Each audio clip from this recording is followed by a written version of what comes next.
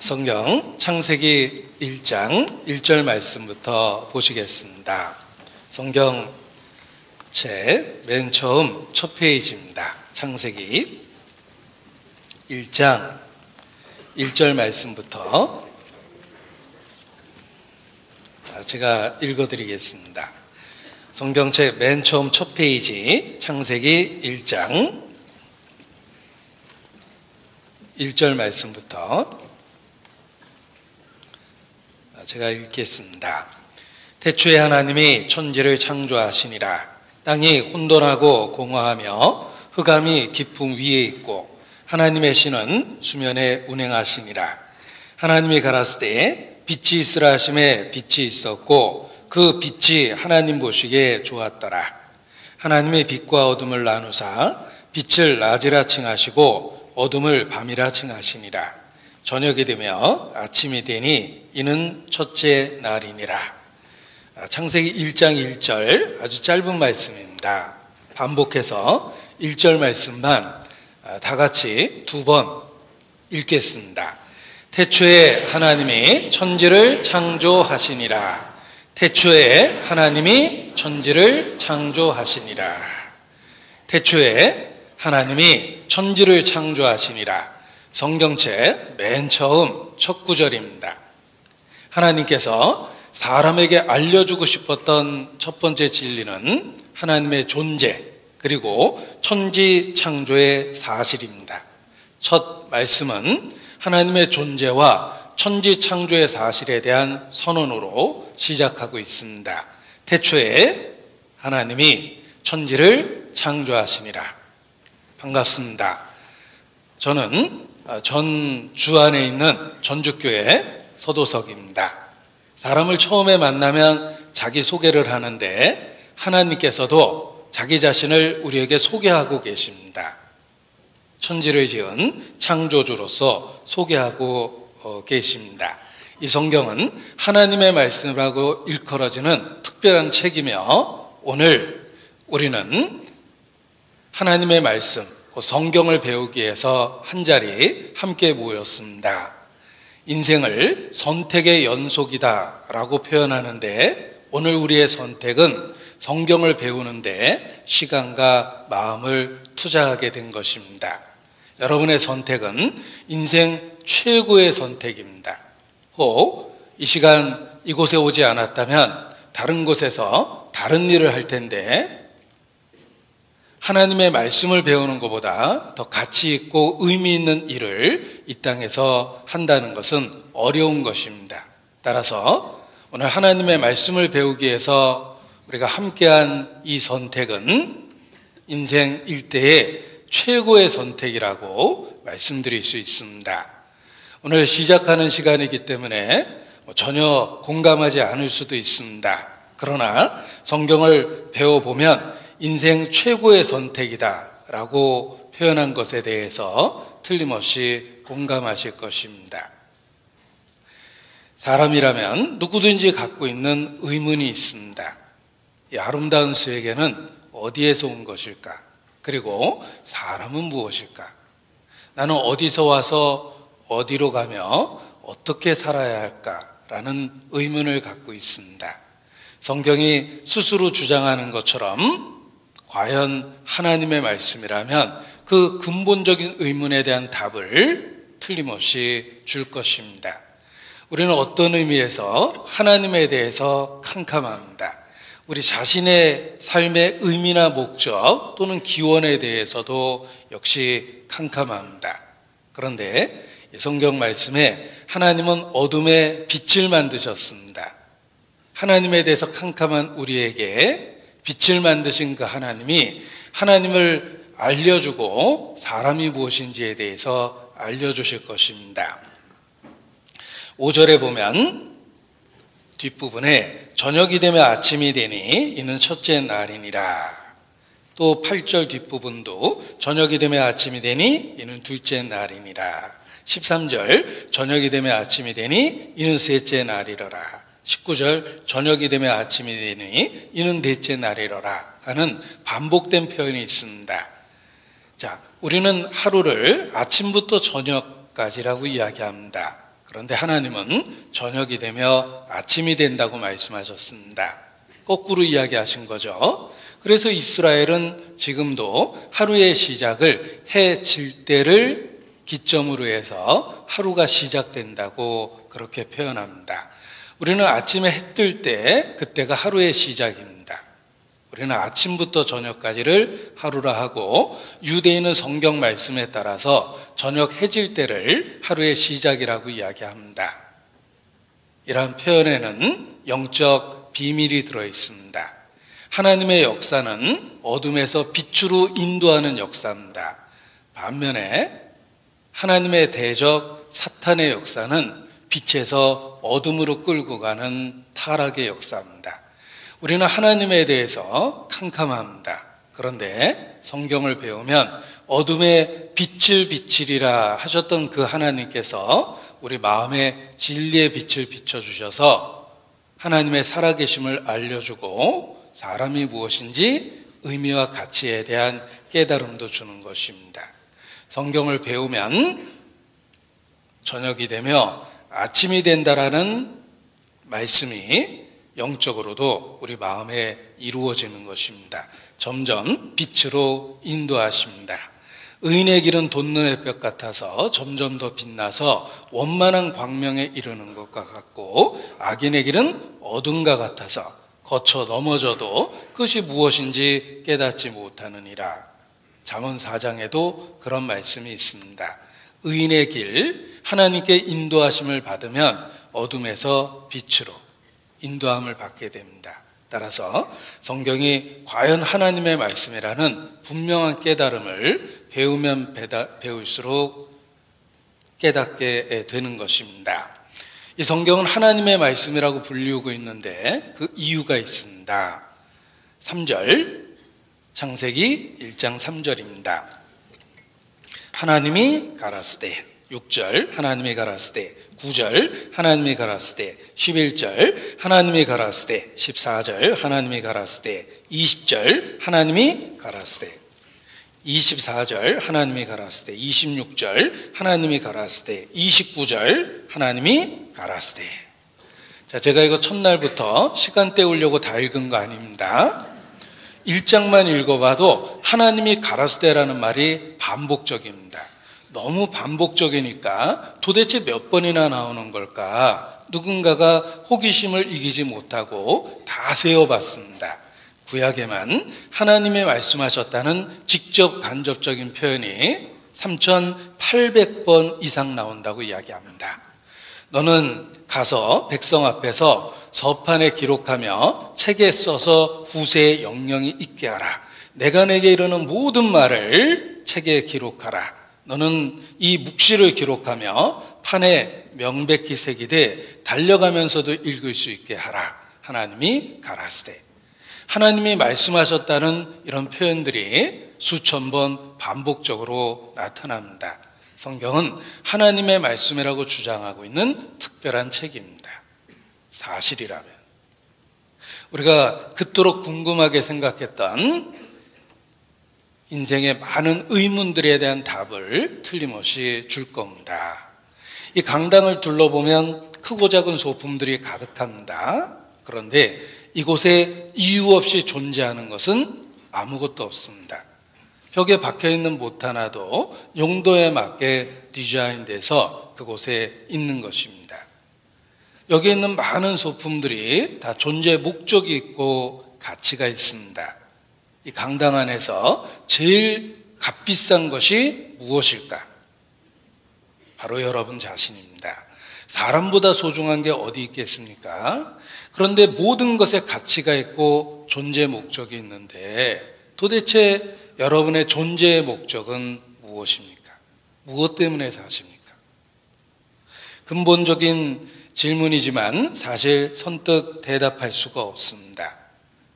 이 아름다운 세계는 어디에서 왔는가? 그리고 너는 누구냐? 이 두 가지 질문은 인류 역사 속에서 끊임없이 반복적으로 해왔던 질문입니다. 철학은 이 두 가지 질문에 대한 답을 찾고자 발달한 것입니다. 노르웨이 가더라는 사람이 소피의 세계라는 철학 자아 탐구 소설을 썼는데 그 어렵고 두꺼운 책이 의외로 베스트셀러가 됐습니다. 왜냐하면 중요한 두 가지 질문으로 시작하고 있기 때문입니다. 그 책을 앞부분을 넘겨보면 두 가지 질문을 보게 됩니다.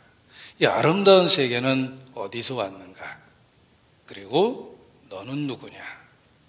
이런 질문을 던지고 그 책, 두꺼운 책이 그 답을 찾는 여정입니다. 그런데 사실 밑줄 긋고 다 읽어봐도 답은 없습니다. 그저 이렇게 생각하고 저렇게 생각해 본 것입니다. 어떤 철학에도 답이 없습니다. 우리 개인의 삶에도 그렇습니다. 때론 궁금하게 생각했지만 사실 지금도 그 두 가지 질문에 대한 답을 선뜻 대답하기가 어렵습니다. 그러나 성경이 정말 하나님의 말씀이라면 성경에 답이 있을 것입니다. 우리가 그렇게 궁금하게 생각했던 의문에 대한 답이 성경에 있을 것입니다. 우리 개인의 경우도 마찬가지입니다. 저도 어린 시절 어머니에게 직접 물어봤던 기억을 아직도 갖고 있습니다. 엄마, 난 어떻게 태어난 거야? 정말 궁금했습니다. 그런데 그때 들었던 답은 다리 밑에서 주워왔어, 이런 답을 주로 들었고, 그리고 때로는 정말 그 말을 갖고 놀리기도 하셨습니다. 너 그 다리 밑에 가면 꼬재지한 아줌마 있지? 네 친엄마야. 이렇게 놀려대셨는데 나중에 보니까 그 다리가 아니더라고요. 자, 요즘 신세대 엄마들은 엄마 나 어떻게 태어난 거야? 하고 질문을 받으면 인터넷에서 다운받았어, 이렇게 대답한다는데, 사실 사람으로 지금까지 살아왔지만 아직도 우리는 그 의문에 대한 답을 분명하게 할 수 없습니다. 그러나 성경이 정말 스스로 주장하는 것처럼 하나님의 말씀이라면 틀림없이 성경에 답이 있을 겁니다. 왜냐하면 창조주만이 이 아름다운 세계가 어떻게 시작했는지 구체적으로 대답해 줄 수 있고, 또 창조주만이 사람의 존재 목적과 가치, 그것이 무엇인지를 대답할 수 있을 것입니다. 성경이 사실이라면 성경에 답이 있을 것입니다. 성경을 한마디로 하나님 자신에 대한 계시라는 단어를 씁니다. 계시, 감추인 것을 드러내 보여주다라는 뜻입니다. 제가 손 안에 뭔가를 감췄습니다. 자, 이 안에 무엇이 있을까요? 하고 여러분에게 질문을 던지면 반지 같다, 시계 같은데, 동전 같다, 구슬인 것 같다, 나름 생각을 하실 겁니다. 그러나 끝까지 보여주지 않으면 자신의 생각이 맞는지 틀리는지 확인도 할 수 없습니다. 그러나 열어서 보여드리면 반지가 있었구나 라는 것을 확인할 수 있습니다. 열어서 보여주면 답을 알 수 있습니다. 계시란 감추인 것을 드러내 보여주다라는 뜻입니다. 성경은 하나님께서 자기 자신에 대해서 계시한 겁니다.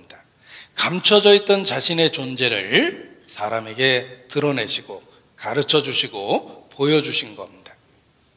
하나님이 가라사대, 하나님은 직접적으로 성경이라는 계시를 통해서 자기 자신에 대해서 알려주십니다. 인간이 하나님을 찾는 것을 구도라고 부릅니다. 따라서 하나님이 직접 가르쳐 주신다는 계시라는 단어에 반대의 의미를 갖고 있습니다. 인간이 진리를 찾아보려고 수없이 노력했고 그 노력의 결과가 바로 종교입니다. 인간 구도의 결과가 종교인데, 종교가 얼마나 다양합니까? 백인백색이라는 말처럼 우리의 다양성을 그대로 표현했기 때문에 그렇습니다. 바닷가에 사는 사람은 파도 치는 모습을 보고 자연의 두려움을 느끼고, 신이 있다면 바다 어딘가에 있다고 생각합니다. 서양에서는 포세이돈, 동양에서는 용왕, 바다의 신을 생각했습니다. 또 깊은 산에 사는 사람은 안개 속에 우뚝 솟은 깊은 산들을 보고 신이 있다면 저 깊은 산 어딘가에 있을 거라고 막연하게 생각했고, 그들은 산신령 같은 신을 생각해냅니다. 그리고 농사 짓는 사회에 있어서는 태양이 중요하기 때문에 동서양을 물어나고 태양을 신으로 숭배하기도 했습니다. 그래서 세계 곳곳에 동서양을 물어나고 태양신 숭배 사상이 있습니다. 예를 들면 사람의 모양으로 이런 형상을 만들었을 때 뒤에 후광을 그립니다. 후광을 그리는 방식은 다양합니다. 그러나 어떤 방식으로 그리든지 이렇게 후광 그리는 풍습이 태양신 숭배 사상에서 유래됐다고 이야기합니다. 또 고대 태양신을 섬기는 제사장들은 태양을 향해서 머리를 동그랗게 깎기도 했습니다. 그래서 이런 특별한 소갈머리 없는 두발 형식이 있죠. 자연 탈모를 이야기하는 게 아닙니다. 일부러 태양을 향해서 머리를 깎은 그런 두발 형식도 여러 종교 풍습에서 볼 수가 있습니다. 그것도 태양신 숭배 사상입니다. 태양은 동서양을 물어나고 신으로 숭배받았기 때문에 그렇습니다. 자, 얼마나 다양한 종교가 있습니까? 유엔이 발행하는 종교 영감에 보면 지구상에 100만 개 이상의 종교가 있다라고 이야기합니다. 기독교 안에만 2만 몇 개의 교파가 있고 대한민국의 큰 교단이 130여 개가 됩니다. 그 130여 개의 교단 중에 예수교 장로회가 제일 많고 60몇 개나 됩니다. 길 가다 보면 예수교 장로회라는 간판이 가장 많이 눈에 띄는데 똑같은 이름을 사용하고 있지만 전혀 상관없는 교단입니다. 많은 종교가 있고 기독교 안에도 많은 교파가 있습니다. 이것은 우리의 다양성을 설명해 줍니다. 우리는 나름대로 구도, 진리를 찾으며 여러 종교를 만들어냈고 여러 교파를 만들어냈던 겁니다. 그러나 기억할 것은 계시, 하나님이 가라스데라는 말씀은 성경밖에 없습니다. 인류 역사 속에 하나님이 가라스데라는 책은 성경밖에 없습니다. 성경은 하나님이 자기 자신을 직접 계시한 겁니다. 그래서 종교라는 시행착오 없이 하나님을 바로 만날 수 있게 해주셨습니다. 왜 우리에게 계시, 그 성경이 필요한가? 그 이유는 백인백색, 우리의 다양성, 그리고 우리의 한계 때문에 그렇습니다. 사실 우리가 알면 얼마나 알겠습니까? 우리의 지식과 경험은 지극히 제한적이고 부분적입니다. 따라서 이것이 진리다라고 주장해도 그것이 사실이 아닐 가능성도 있다는 것입니다. 우리는 실수투성이기 때문에 그렇습니다. 그래서 계시가 필요한 겁니다. 여러분, 교보문고 같은 큰 서점에 가면 수십만 권의 책이 있습니다. 평생 책을 벗삼았다라고 해도 아마도 1%도 못 읽었을 겁니다. 교보문고에 있는 책의 1%도 못 읽었다는 건 여러분이 알고 있는 지식이 세상 모든 지식의 1%도 안 된다는 뜻입니다. 우리의 지식은 부분적이고 제한적입니다. 따라서 내가 모르는 그 세계 속에 진리가 있을 수도 있습니다.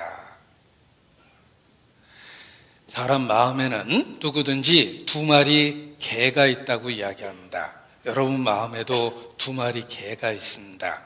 편견과 선입견이라는 게 있습니다. 성경은 계시며 성경을 배우면 이 두 마리 개가 쫓겨납니다. 편견과 선입견 없이 진리, 곧 하나님 자신을 시행착오 없이 만날 수 있다는 것입니다. 그래서 우리에게 계시, 성경이 필요한 겁니다. 자, 인간이 얼마나 실수투성인가. 1분 뒤에 무슨 일이 일어날지 전혀 알지 못하고 종이 한 장 눈앞에 갖다 놔도 그 뒤에 뭐가 있는지 볼 수도 없습니다. 우리는 63빌딩 앞에 서서 앞면을 볼 때 뒷면을 전혀 못 봅니다. 한참 걸어가서 뒤에 서서 빌딩의 뒷면을 보고 있으면 역시 그 순간 앞면은 보이지 않습니다. 이것이 사람의 한계입니다. 우리의 지식과 경험은 아주 제한적이고 부분적입니다. 따라서 이것이 진리다라고 사실 선뜻 주장할 수 없는 것입니다. 왜냐하면 우리는 실수투성이기 때문에 그렇습니다. 여기 학자들이 인간의 한계를 일깨워주기 위해서 만든 그림 몇 가지를 보여드리겠습니다. 자, 여기 수평적인 줄이 보입니다. 잘 보십시오. 약간 휘어져 있는 것처럼 보입니다. 그런데 잡다한 선을 제거해 보면 사실 바른 형태의 수평선입니다. 그런데 이 잡다한 선들이 약간 휘어 보이게 착시를 일으키는 겁니다. 우리는 보고 있지만 잘못 볼 수 있다는 겁니다. 자, 이 그림은 또 어떻습니까? 1번과 2번의 길이를 비교해 보면 직관적으로 1번이 훨씬 길어 보이지만 사실은 같은 길이의 줄입니다. 보고 있지만 잘못 볼 수 있다는 것입니다. 또한 여기 빨간 공의 크기는 어떻습니까? 왼쪽 공이 훨씬 더 커 보입니다. 그런데 사실은 같은 크기의 공입니다. 우리는 보고 있지만 잘못 볼 수 있다는 겁니다. 이런 사실을 일깨우기 위해서 한 학자가 그린 그림입니다. 사람은 눈으로 보는 게 아니라 뇌로 보고 있답니다. 눈은 시각 정보를 주고 뇌가 정보를 처리하고 이해하게 만든답니다. 따라서 사실은 눈으로 보는 게 아니라 뇌로 보고 있다는 걸 입증한 그림입니다. 여기 A면과 B면을 비교해 보면 B면이 더 밝아 보입니다. 다시 봐도 밝아 보입니다. 그런데 사실은 똑같은 밝기를 갖고 있는 거예요. 근데 왜 자꾸 B가 밝아 보일까? 여기 기둥이 있고 기둥의 그림자에 가려 있다고 생각하기 때문에 우리 뇌가 정보를 그렇게 처리하는 거예요. 그래서 B가 자꾸 밝아 보이는 겁니다. 그러나 사실은 같은 밝기를 갖고 있는 그림입니다. 이것은 우리가 눈으로 보는 것이 아니라 뇌로 이해하고 있다는 걸 입증한 유명한 학자의 그림입니다. 자, 무엇이 보입니까? 개구리가 보이시죠? 그런데 조금만 각도를 바꿔보면 전혀 다른 말머리가 보입니다. 다시 각도를 바꿔보면 다시 말머리는 사라지고 개구리가 보이기 시작합니다. 우리는 같은 그림을 어디서 봤느냐에 따라서 전혀 판단을 다르게 할 수 있다는 것입니다. 자, 아름다운 얼굴입니다. 이 성형외과 의사도 견적내기 어려울 정도로 이목구비가 반듯합니다. 입술도 아름답고 코도 오똑하고 눈도 아름답습니다. 그런데 사실 여러분 잘못 보고 있는 겁니다. 제가 각도만 바꿔보겠습니다. 꿈해볼까 무섭죠? 사실 눈도 뒤집혀 있고 입술도 뒤집혀 있었습니다. 그대로 다시 한번 돌려보겠습니다. 여전히 입술도 아름답고 눈도 아름답죠. 이것은 우리가 사람 얼굴을 봐도 한 번에 다 못 본다는 뜻입니다. 우리는 사람 얼굴을 바라볼 때 눈 따로 보고 입술 따로 보고 그러는 겁니다. 그래서 결혼 전에는 그렇게 예뻤는데 결혼 후에 자세히 관찰해 보니까 뭔가 밸런스가 안 맞았다는 걸 뒤늦게 발견하기도 합니다. 우리는 얼굴 하나 봐도 한 번에 다 못 보고 있다는 뜻입니다. 이것이 사람의 한계입니다. 이러한 한계를 갖고 있는 우리가 이것이 진리다라고 주장해도 틀릴 가능성이 많습니다. 우리는 길을 갈 때 잘못 가고 사람 잘못 믿었다가 낭패당하며 시험 볼 때도 쉽게 틀립니다. 어려운 수학 문제도 틀립니다. 물건 하나 싸게 사겠다고 여기저기 알아보고 인터넷에서 검색까지 하고 샀는데 그리고도 속아 사기도 합니다. 인간은 실수투성입니다. 따라서 진리에 있어서도 이것이 진리다라고 생각해도 틀릴 가능성이 있다는 것입니다. 그래서 우리에게 계시가 필요한 겁니다. 하나님이 직접 가르쳐 주셔야 됩니다. 직접 자기 자신을 드러내고 나타내셔야 됩니다. 성경은 계시된 하나님의 말씀이며 시행착오 없이 하나님을 만날 수 있도록 도와줍니다. 자, 요한복음 8장 32절은 아주 유명한 성경 구절인데 연세대학교 정문으로 들어가다 보면 써있기도 합니다. 찾아보겠습니다. 자식 연고대 보내고 싶은 분은 빨리 찾아보셔요. 네, 요한복음 8장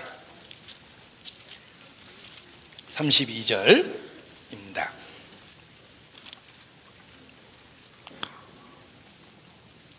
요한복음 8장 32절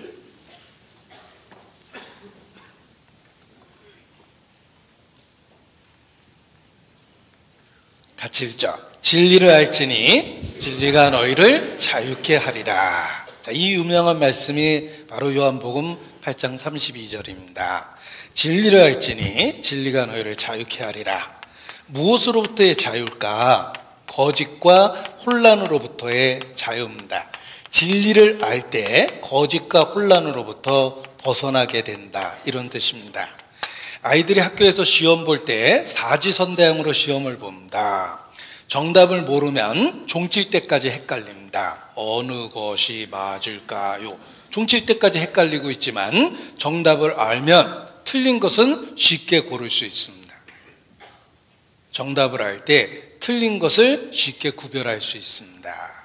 진리를 알면 거짓과 혼란에서 벗어날 수 있다는 뜻입니다. 정답을 알면 무엇이 틀렸는지 알게 됩니다. 어떤 분이 은행에 취직을 했는데 위조지폐 감식하는 업무를 맡았습니다. 오랫동안 전문교육을 받았는데 교육이 끝나가는데 위조지폐를 본 적이 없었습니다.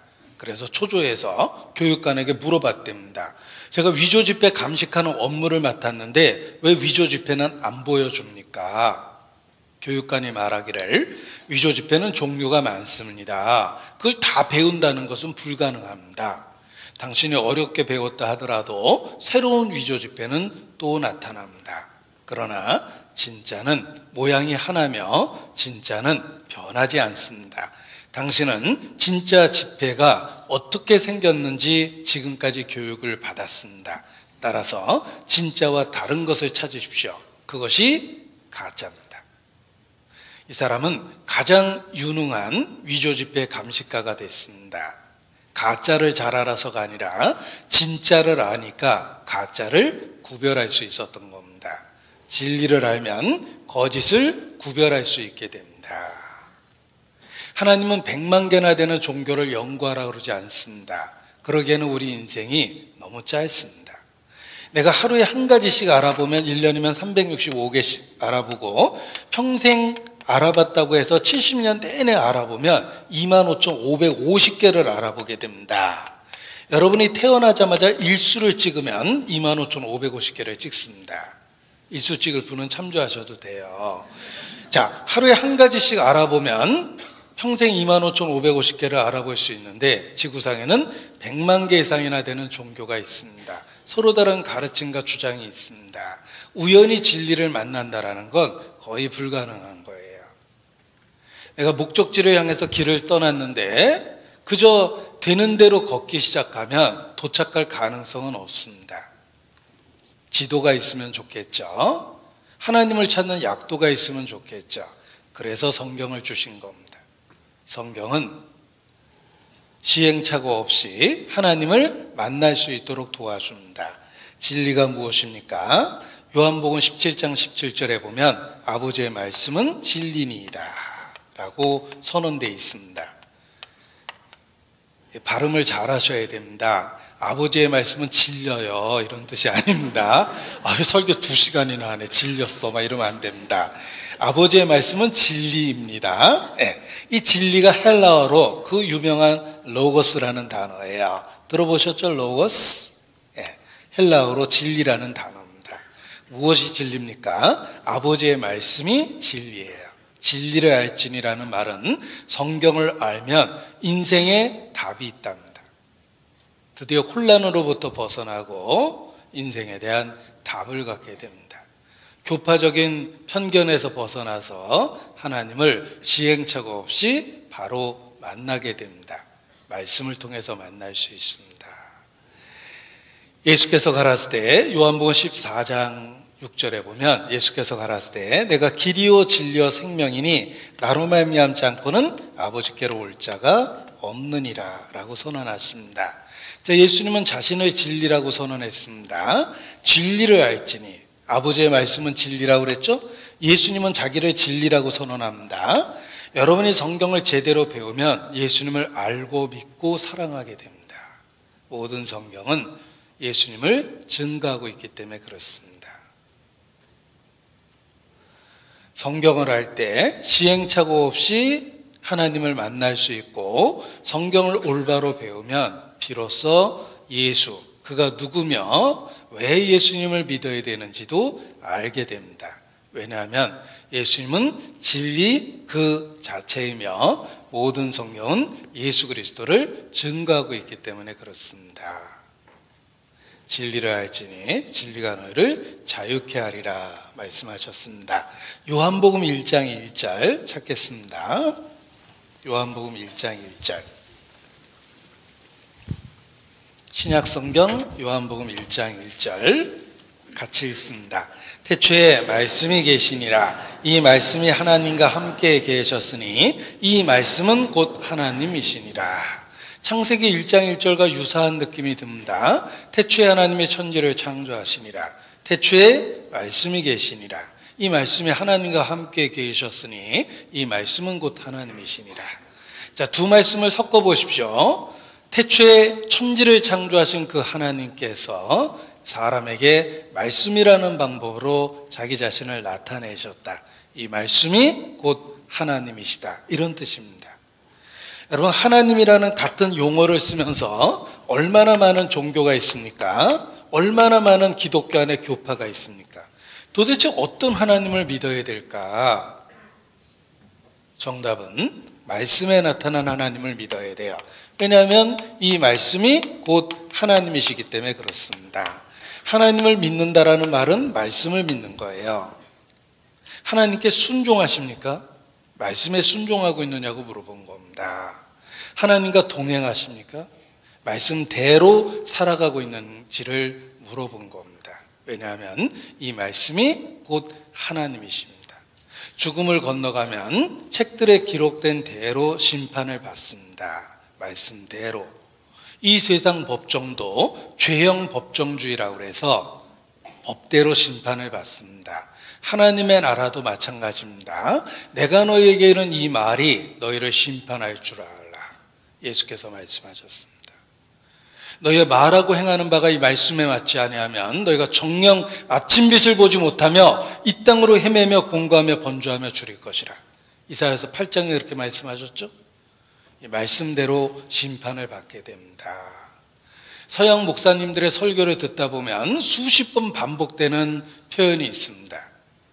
작년에 빌리그레암 목사님이 돌아가셨는데 우리 시대 최고의 설교자라고 사람들이 평가했습니다.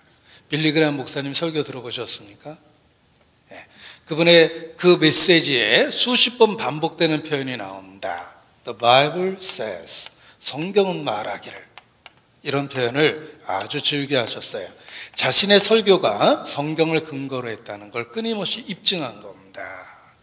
어떻게 하나님을 올바로 믿겠습니까? 이 말씀이 곧 하나님이십니다. 말씀을 배우면 편견과 선입견이 없어지고 교파라는 시행착오 없이 하나님을 바로 만날 수 있습니다. 그래서 성경을 배워야 됩니다.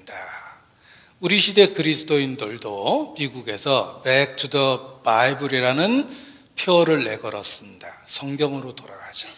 그것이 올바른 믿음을 가질 수 있는 방법이라는 것입니다. 1517년 종교개혁도 오직 성경으로라는 모토로 시작됐습니다. 여러분 개인의 삶의 변화도 하나님의 말씀을 붙잡을 때 저녁이 되며 아침이 된다는 말씀처럼 혼돈과 어둠 속에서 비로소 빛으로 인도를 받게 됩니다. 말씀을 배울 때 하나님의 인도하심을 받게 되는 것입니다. 자, 이 말씀이 곧 하나님이십니다. 사실 객관적으로 성경은 아주 특별한 책입니다. 왜 특별하냐면 첫 번째, 인류 역사상 최고의 베스트셀러, 슈퍼 베스트셀러입니다. 성경이 번역된 언어의 수만 3,300여 언어가 넘습니다. 통계학적으로 전 세계 사람 98% 이상이 자기들의 언어로 읽을 수 있도록 성경이 보급됐으며 국가적으로는 230개 국가 이상이라고 이야기합니다. 비교하기 위해서 불경을 말씀드리면 불경은 40개 언어로 번역됐습니다. 성경은 3,300여 언어로 번역됐어요. 1년에 6억 부가 팔리는 특별한 책입니다. 인류 역사상 최고의 베스트셀러, 두말할 것 없이 성경입니다.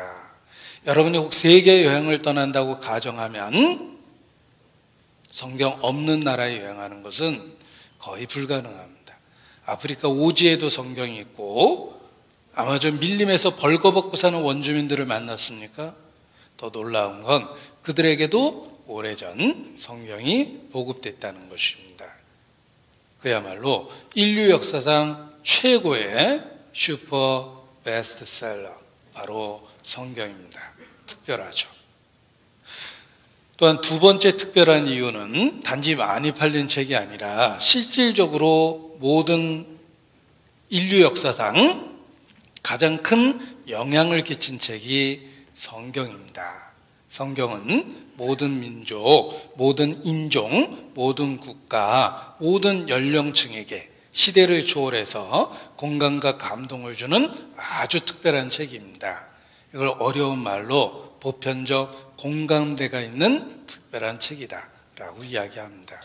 시대를 불문하고 문화적 차이를 불문하고 언어적 차이를 불문하고 성경은 모든 세대 모든 사람들에게 보편적 공감, 감동을 주고 있는 특별한 책입니다. 다린풀이라는 학자에 의하면 지금까지 발행된 서양 문학의 70% 이상이 성경 내용과 직접 간접적으로 관련이 있다고 이야기합니다. 또 서양 사람의 이름을 생각해 보면 성경의 영향력을 공감할 수 있습니다.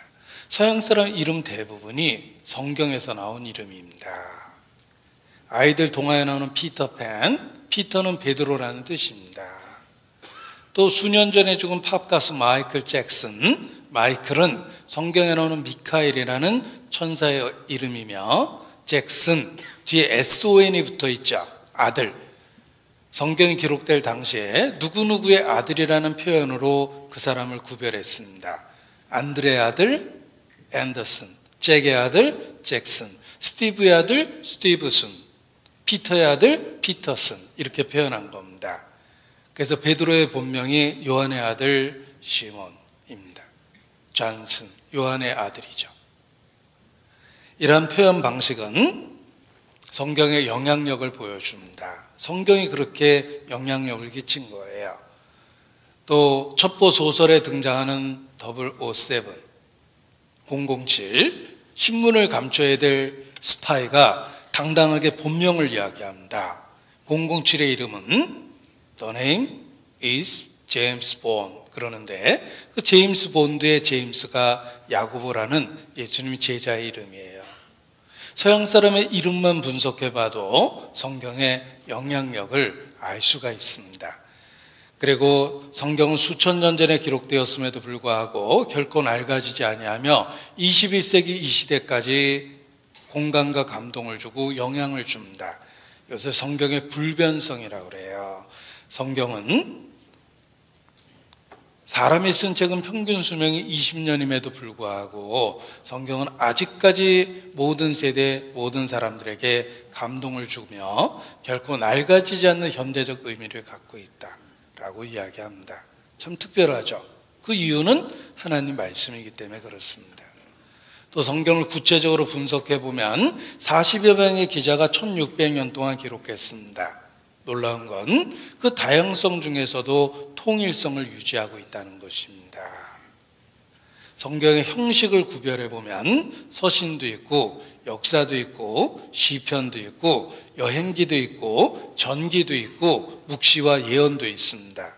정말 다양한 형식으로 기록되었음에도 불구하고 그 내용에 있어서는 한 사람이 기록한 것처럼 통일성을 갖고 있습니다. 어떻게 그런 책이 있을까? 하나님이 가라사대, 하나님 말씀이기 때문에 그렇습니다. 그래서 믿느냐 안 믿느냐를 떠나서 성경은 객관적으로도 다른 책과는 구별하는 아주 특별한 책이다라고 학자들도 그렇게 말합니다. 그런데 이 성경이 인류에게 끼친 영향 중에 법과 도덕에 있어서는 거의 완전한 영향을 끼쳤습니다. 우리의 법정신이나 도덕에 대한 그 기본 정신은 대부분 성경에서 유래됐다는 거예요. 인류에게 끼친 영향력 중에 법과 도덕에 있어서는 완전한 영향을 주었습니다. 생각해 보십시오. 우리가 불과 100여 년 전까지만 해도 어떻게 재판을 했습니까? 일단 잡아온다. 그리고 공개적으로 물어봅니다. 네가 네 죄를 알렸다. 모른다 그러면 어떡하죠? 저놈을 매우 쳐라. 그리고 이제 다시 물어봅니다. 자, 이제 내가 네 죄를 알렸다. 그래도 모른다 그러면 어허, 그래도 저놈을 더욱 매우 쳐라. 그러다가 맞아 죽었습니다. 죄는 없었다. 이렇게 결론을 내는 거예요. 우리나라 사람 생각에 죄가 없으면 맞아 죽어도 끝까지 죄가 없다라고 주장을 해야 된다. 이렇게 생각을 했습니다. 여러분, 그런 무식한 법이 어디 있습니까? 매 장사가 어디 있습니까? 때리는데. 구소련의 KGB 정보부는 정말 무서웠는데 그 KGB에 끌려가면 곰도 5분만 족치면 눈물 뚝뚝 흘리며 토끼라고 자백한답니다. 곰도 못 당하는데 사람이 매에 어떻게 당해냅니까? 그런데 불행하게도 100년 전까지만 해도 사실 우리도 그렇게 재판을 했습니다. 더 사람이라는 게 부끄럽게 느껴지는 역사 몇 가지를 얘기해 보면, 여러분, 불과 200여 년 전까지만 해도 마녀 사냥이 성행했습니다. 마녀로 판정되면 모든 재산을 국가에서 몰수합니다. 국가는 재정이 항상 약했기 때문에 가능한 많은 사람이 마녀로 신고됐으면 좋겠는데, 아니나 다를까 평소 미워했던 사람을 막 마녀라고 서로 신고한 겁니다. 그래서 잡혀가면 마녀 판별을 이렇게 했습니다. 200여 년 전까지 역사에 나오는 실화입니다. 물을 팔팔 끓여가지고 아주 중요한 물건을 그 한복판에 던집니다. 그리고 꺼내보라고 그래요. 네가 마녀가 아니라면 신이 너를 도와서 아무 일 없을 거야. 네가 못 꺼내거나 만일 다치면 네가 마녀기 때문에 그래. 이렇게 판결을 했습니다. 수없이 많은 사람이 마녀로 화형당하고 전 재산을 빼앗겼습니다. 그런 일이 불과 200여 년 전까지 계속됐다는 거 기억하십시오. 여러분, 50여 년 전에 영국 선교사가 호주에 갔다가 기겁을 했습니다. 군인들이 호주 원주민을 잡아다 놓고 목을 자르고 큰 가마솥에 삶고 있었습니다. 그 원주민의 두개골, 독특한 모양의 두개골을 영국에서 기념품으로 팔았기 때문에 원주민들의 살아있는 사람의 목을 잘라서 기념품으로 삶았다는 거예요. 지금도 영국 전역에 그 두개골이 돌아다닙니다. 50여 년 전에 있었던 일이에요. 베를린 올림픽 때 히틀러가 했던 말도 역사에 남았습니다. 그때 참가한 선수들 중에 흑인이 있었는데 공개석상에서 히틀러가 우리의 선수들이 동물들과 함께 경쟁하는 것은 옳지 않다. 흑인들을 그렇게 비하했어요. 여러분, 50여 년 전까지만 해도 우리의 도덕적 수준은 형편없었습니다. 사람이라는 게 부끄러울 정도로 역사가 그렇게 우리에게 증거합니다. 그런데 여러분, 수천 년 전에 기록된 성경을 보면 완전한 도덕적 기준을 우리에게 가르쳐 줍니다. 법과 도덕에 있어서는 완전한 기준을 갖고 있는 책이 성경이며 인류에게 법에 큰 영향을 끼친 책이 성경이라는 것입니다. 예를 들어 보겠습니다. 자, 어떤 분이 소를 가지고 길을 가는데 웅덩이가 있는데 소가 빠졌습니다. 다리가 똑 부러졌어요. 이 다리 부러진 소는 가치가 없어요. 고깃값이에요. 자동차로 지금 폐차시켜야 되는 거예요. 여러분이 소 주인이라면 얼마나 억울합니까? 누가 여기다 구덩이를 파놨는지 화가 나겠죠. 구덩이 판 사람을 찾아냈습니다. 내 소 물어내라고 그랬더니 뭐 내가 소 밀었냐, 지가 빠진 건데 내가 어떡하냐 그럽니다. 여러분이 재판관이라면 어떻게 재판하시겠습니까? 하나님 말씀하십니다. 길에 구덩이를 팠다면 그걸 메꿔놔야지. 그대로 놔둬서 지나가던 소가 빠지게 되면 죽게 된 것은 구덩이 판 사람이 갖고 소주인에게는 새로운 소를 사줘야 된다라고 판결하셨습니다. 여러분, 3,500년 전에 기록된 성경인데 이 시대에 들어도 합리적인 판결입니다. 어떤 분이 집을 졌는데 이웃이 놀러 왔다가 익숙하지 않으니까 높은 데서 떨어져서 다쳤습니다. 집주인도 억울할 거예요. 왜 남의 집에 와서 떨어지고 그러냐 그렇게 생각하겠지만 놀러온 이웃 입장에서는 어떻게 이렇게 위험하게 건물을 지었을까라는 생각을 할 겁니다. 하나님 판결하십니다. 사람이 집을 지으면 난간을 만들어서 그 집에 익숙하지 않은 이웃이 다치지 않게 해야 된다. 집주인이 책임지라고 말씀하셨어요. 요즘 말로 시설물 안전관리에 대한 특별법입니다. 그런데 놀라운 것은 그런 법을 3,500년 전에 주셨다는 것입니다. 하나님이 인간사에 완전한 기준을 주신 겁니다. 그래서 성경은 법과 도덕에 있어서 완전한 영향을 끼쳤는데 몇 가지 예를 들어보겠습니다. 성경과 법률 보십시오. 출애굽기 21장 사람이 구덩이를 열어두거나 구덩이를 파고 덮지 아니하므로 소나 나귀가 거기에 빠지면 그 구덩이 주인이 잘 보상하여 짐승의 임자에게 돈을 줄 것이요 죽은 것은 그가 차지할 것이니라. 합리적이죠? 네. 또 신명기 22장 8절에 보면 내가 새 집을 지을 때에 지붕의 난간을 만들어 사람이 떨어지지 않게 하라. 그 피가 내 집에 돌아갈까 하노라. 익숙하지 않은 이웃이 놀러와서 다치지 않게 배려해야 된다 라는 뜻입니다. 또 출애굽기 22장에 보면 내가 만일 이웃의 옷을 전당 잤거든 해가 지기 전에 그에게 돌려보내라. 그 몸을 가릴 것이 이뿐이라. 이는 그 살에 오신즉 그가 무엇을 입고 자겠느냐. 그가 내게 부르짖으면 내가 들으리니 나는 자비한 자임이니라. 중동 지방은 기온의 변화가 심합니다. 낮에는 엄청나게 덥고 해가 떨어지면 기온이 뚝 떨어집니다. 그래서 유대인은 긴 옷감을 몸에다 두르고 다닙니다. 그리고 혁띠로 묶었죠. 중간에 띠로 묶습니다. 그리고 잘 때는 그게 그대로 체온을 유지하게 한 이불이 되는 겁니다. 만일 빛을 못 갚는다고 겉옷을 뺏어가면 저체온증으로 밤에 죽게 됩니다. 아무리 빚을 못 갚아도 사람이 살 수 있도록 해야 된다. 겉옷은 전당 잡으면 안 된다. 하나님이 딱 기준을 주셨습니다.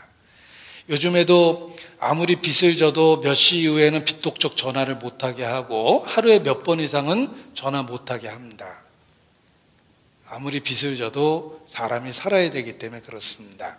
그런데 이런 법을 3,500년 전에 주셨다는 거예요.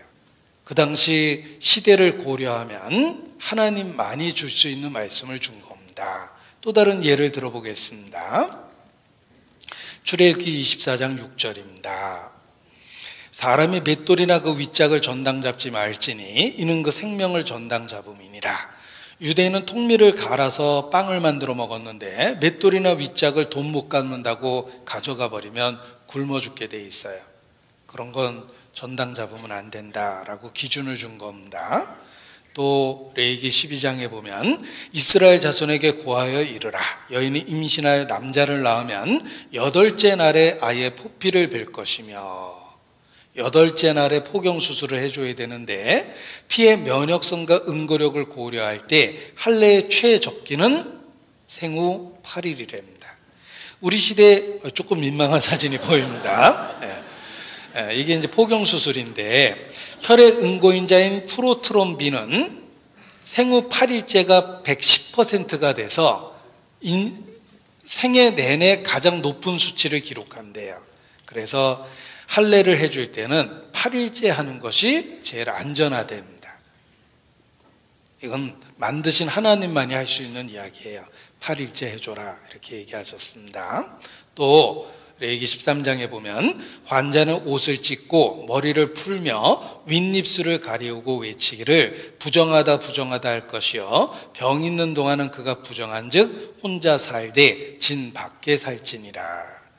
격리와 구별, 침을 통해 병원균이 전염되는 것을 막아주신 거예요. 옷을 찢고 머리를 풀고 환자 티를 내야 되고 윗입술을 가리우고 대부분의 병원균은 타액을 통해서 전염되기 때문에 윗입술을 가리우고 부정하다 부정하다 소리쳐야 되고 진 바깥에 격리되어 있어야 됩니다. 이 기본적인 수칙을 지키지 않았기 때문에 대한민국이 메르스 사태가 벌어진 거예요. 윗입술을 가리우고 부정하다. 그리고 격리되어 있어야 되는 거예요. 하나님이 가르쳐 준 것입니다. 또 이런 말씀도 있습니다. 유출병이 있는 자는 옷을 빨고 흐르는 물에 몸을 씻을 것이라. 반드시 흐르는 물에 씻으라고 말씀하셨어요. 특히 죽음으로 부정된 자는 흐르는 물에 몸을 닦으라고 그러셨는데, 파스티르는 병원균의 성질을 찾아냈습니다. 대에서 씻으면 떨어졌다가 다시 붙습니다. 의사가 마개가 없는 그 수도, 마개 꼭지가 없는 그 수도 밑에서 10분 정도 손을 씻고 수술실에 들어갑니다. 대부분의 병원균은 흐르는 물에 씻기기 때문에 그렇습니다. 부정한 자는, 특히 죽음을 만진 자는 반드시 흐르는 물에 몸을 씻으라. 하나님 많이 하실 수 있는 말씀이에요. 이런 말씀 많습니다. 또 레위기 25장에 보면 너는 6년 동안 그 밭에 파종하여 6년 동안 그 포도원을 다스려 그 열매를 거둘 것이나 제 7년에는 땅으로 쉬어 안식하게 할지니 여호와께 대한 안식이라. 너는 그 밭에 파종하거나 포도원을 다스리지 말며 라고 말씀하시는데, 이것이 안식년의 과학성입니다. 살충 효과와 땅의 산성화를 막아준답니다. 그래서 땅도 지력을 회복하기 위해서 충분히 쉬어야 된다라는 걸 가르쳐 준 거예요. 여러분, 이런 말씀을 3,500년 전에 주셨습니다. 이스라엘 민족은 하나님께 직접 교육을 받았어요. 따라서 다른 민족보다는 더 뛰어날 수밖에 없습니다. 유대인의 천재성이 거기서부터 유래된 겁니다. 하나님이 직접 규례를 가르쳐 주셨기 때문입니다. 몇 구절 보여드리겠습니다. 유대인의 천재성을 확인할 수 있습니다. 내가 나의 하나님 여호와의 명하신 대로 규례와 법도를 너희에게 가르쳤나니 이는 열국 앞에 너희의 지혜요 너희의 지식이라. 그들이 모든 규례를 듣고 이르기를 이 큰 나라 사람은 과연 지혜와 지식이 있는 백성이로라 하리라. 오늘날 내가 너희에게 선포하는 이 율법과 같이 그 규례와 법도가 공의로운 나라가 어디 있느냐? 이스라엘입니다. 이스라엘은 하나님께 배웠기 때문에 우수성을 갖게 된 겁니다. 하나님이 직접 규례와 법도를 그들에게 가르쳐 주셨기 때문에 그렇습니다. 자, 성경은 인류에게 큰 영향을 끼쳤고 법과 도덕에 있어서는 완전한 영향을 주었다. 어떻게 그럴 수 있을까? 하나님이 가르쳤을 때 하나님의 말씀이기 때문에 그렇습니다. 그리고 무엇보다 중요한 건 말씀을 배우면 하나님을 개인적, 체험적으로 만나게 됩니다. 하나님을 만나면 삶의 변화가 생길 수밖에 없습니다. 여러분, 책을 왜 읽습니까?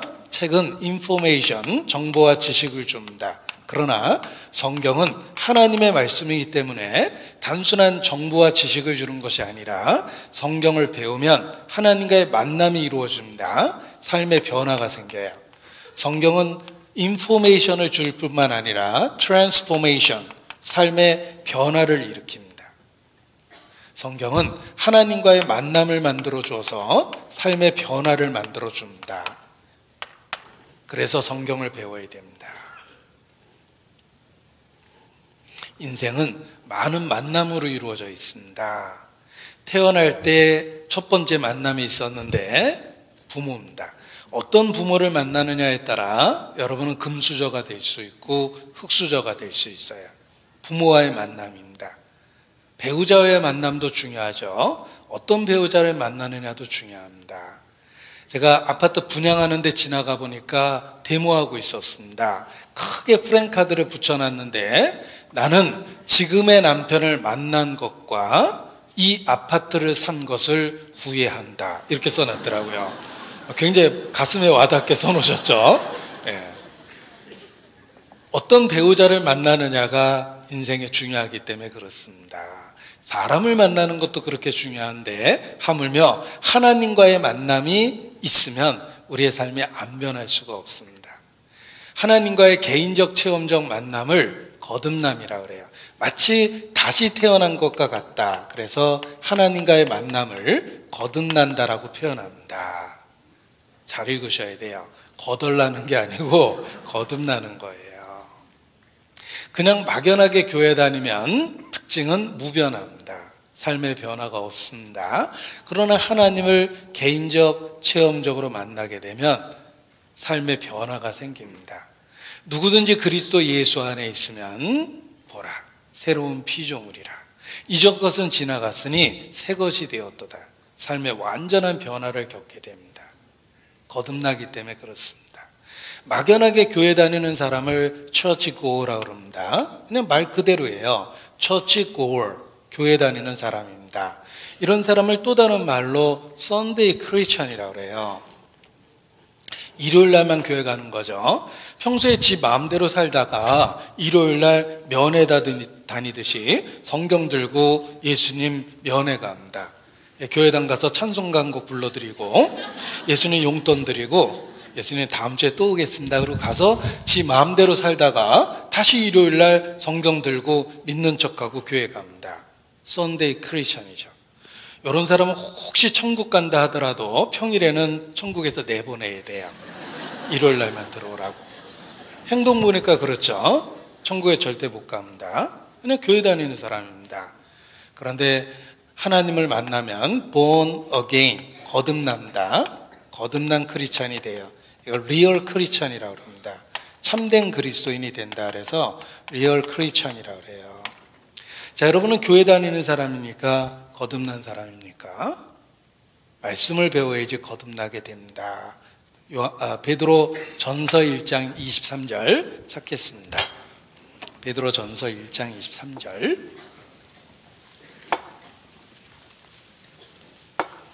베드로 전서 1장 23절.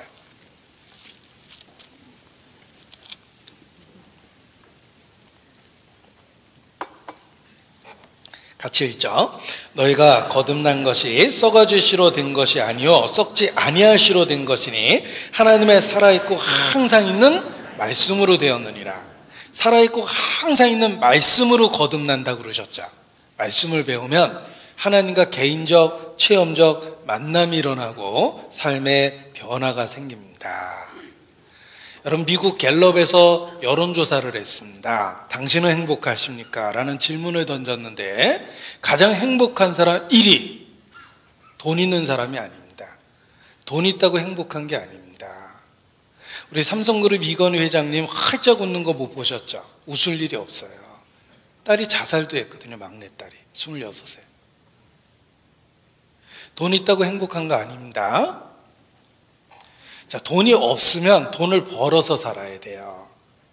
돈이 있으면 돈을 지키고 살아야 돼요. 그러면 돈을 버는 게 어려울까? 지키는 게 어려울까?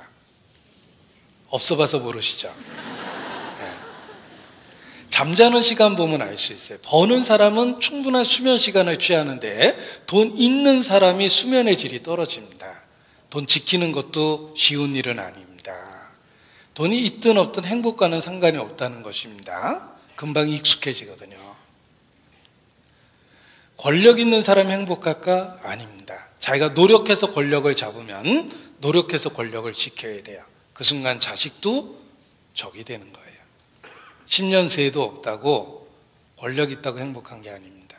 그렇다고 인물 좋은 사람이 행복할까? 제가 제스처를 이렇게 했더니 전혀 안 어울린다 그래서 손은 내리고 얘기하겠습니다. 뭐 인물 좋다고 행복한 거 아닙니다. 지나치게 인물이 좋으면 팔자가 사납습니다. 자, 여러분은 안전한 외모를 갖고 계세요. 뭐 걱정 안 하셔도 됩니다. 가장 행복한 사람 1위 갤럽 조사 결과가 나왔습니다. 이 시대에 가장 행복한 사람 1위 종교적 체험이 있는 사람, 하나님과의 만남이 있는 사람. 그 갤럽 조사 결과입니다. 여러분, 하나님을 만나면 가장 행복한 사람이 됩니다. 실제로 여호와는 나의 목자시니 내가 부족함이 없으리로다. 그 부족함이 없다라는 게 만족 상태거든요. 가장 행복한 사람이 됩니다. 톨스토이의 인생론은 3대 인생론 중에 하나입니다. 결론에 이렇게 써 있어요. 하나님의 존재를 믿는다는 것, 인간의 행복은 이 한마디에 달려있다. 인간은 하나님을 떠나서는 결코 행복해질 수 없는 존재이다. 당신의 삶이 행복하지 않다면 하나님과 상관없이 살았기 때문이다. 이런 뜻입니다. 정말 하나님을 알고 하나님하고의 관계가 생기고 하나님과의 사귐이 생기면 가장 행복한 사람이 됩니다. 성경은 하나님과의 개인적, 체험적 만남을 만들어줍니다. 하늘이 열리고 인자 위에 하나님의 사자가 오르락내리락 하는 걸 내가 보리라. 하나님과의 친밀한 사귐이 생깁니다. 오늘 성경 강연의 첫째 날인데 저 처음 보신 분도 많이 계실 겁니다. 뭐 이렇게 유명하지도 않아서 혹시 뭐 보고 실망한 분도 있을까 봐 약간 걱정도 됩니다. 주무시는 분이 강사 보고 실망해서 자는 건 아닌지 조금 걱정도 됩니다. 자, 그런데 제가 갑자기 전화를 받았습니다. 우리 청와대 문재인 대통령입니다. 형님 저 설교 중입니다. 끝나고 제 청와대로 전화 드리겠습니다. 제가 전화 딱 끊으면 졸던 분도 절 다시 볼 거예요. 대통령하고 형동생하대? 갑자기 막 저하고 친해지고 싶고 막 그러시죠. 대한민국에서 대통령하고 친하다면 얼마나 많은 유익이 있겠습니까? 하물며 하나님하고의 관계가 사귐이 생기면 인생이 안 변할 수가 없어요. 나는 안 변하더라. 처치골. 교회 다니는 사람이기 때문에 그래요. 그냥 교회만 왔다 갔다 하니까 변화가 없었던 거예요. 뭐 1년 전이나 3년 전이나 5년 전이나 똑같습니다. 슬프지만 5년 뒤에도 똑같으실 거예요. 제자리 걸음하듯이 인생을 사셨기 때문에 그렇습니다. 무변하는 저주예요. 생명 있는 모든 것은 성장하고 결실합니다. 아무런 변화가 없으면 틀림없이 처치고예요. 그냥 교회 다니는 사람이에요. 그러나 성경을 통해 거듭나게 되면 삶의 변화가 생깁니다. 가장 행복한 사람이 됩니다. 하나님과의 만남을 통해서 인생의 의미와 목적과 가치를 갖게 됩니다. 내가 살아가고 있는 이 삶이 하나의 과정이며 목적을 향한 여행이라는 것을 알게 됩니다. 인생의 여행자가 되고 목적지가 분명해져요. 돌아갈래 고향 하늘나라. 인생의 목적지가 생깁니다. 나를 위해 예비하신 고향집에 돌아가 아버지의 품 안에서 영원토록 살리라. 인생의 방향성이 생기고 목적지가 생깁니다. 하나님을 알면. 그러나 하나님을 모르면 인생의 방랑자가 됩니다. 제가 왜 사는지 어디로 가는지 이리저리 떠돌듯이 인생을 살게 되는 거예요. 그것이 인생의 방랑자입니다. 여행자는 삶의 목적을 갖게 됩니다. 의미를 갖게 됩니다. 자신이 왜 이 땅에 살아있는지, 어떻게 살아야 되는지, 어디로 가는지 답을 알고 있어요. 알았네, 나는 알았네. 이제 더 피하지 않으리. 세상 쾌락을 찾아봤으나 슬픔뿐이었다네. 알았네, 나는 찾았네. 인생의 답을 갖게 됩니다. 그런데 하나님을 모르면 인생의 방랑자가 되고 비슷한 노래지만 전혀 다른 노래를 부르셔야 돼요. 난 알아요, 시름시름 알아요. 뭐 이런 노래 불러야 됩니다. 인생의 방랑자가 돼서 그런 거예요. 하나님을 알 때, 하나님을 만날 때 인생의 목적지가 생기고 삶의 의미가 생깁니다. 그 하나님을 어떻게 만날 수 있는가? 이 말씀을 통해 만나게 됩니다. 역사를 배워보면 교회 다니는 위선자도 있지만 가짜가 있다는 건 진짜가 있다는 뜻입니다. 예수님 믿고 삶의 근본적인 변화를 경험한 사람 정말 많습니다. 하나님을 만나면 삶의 변화가 생깁니다.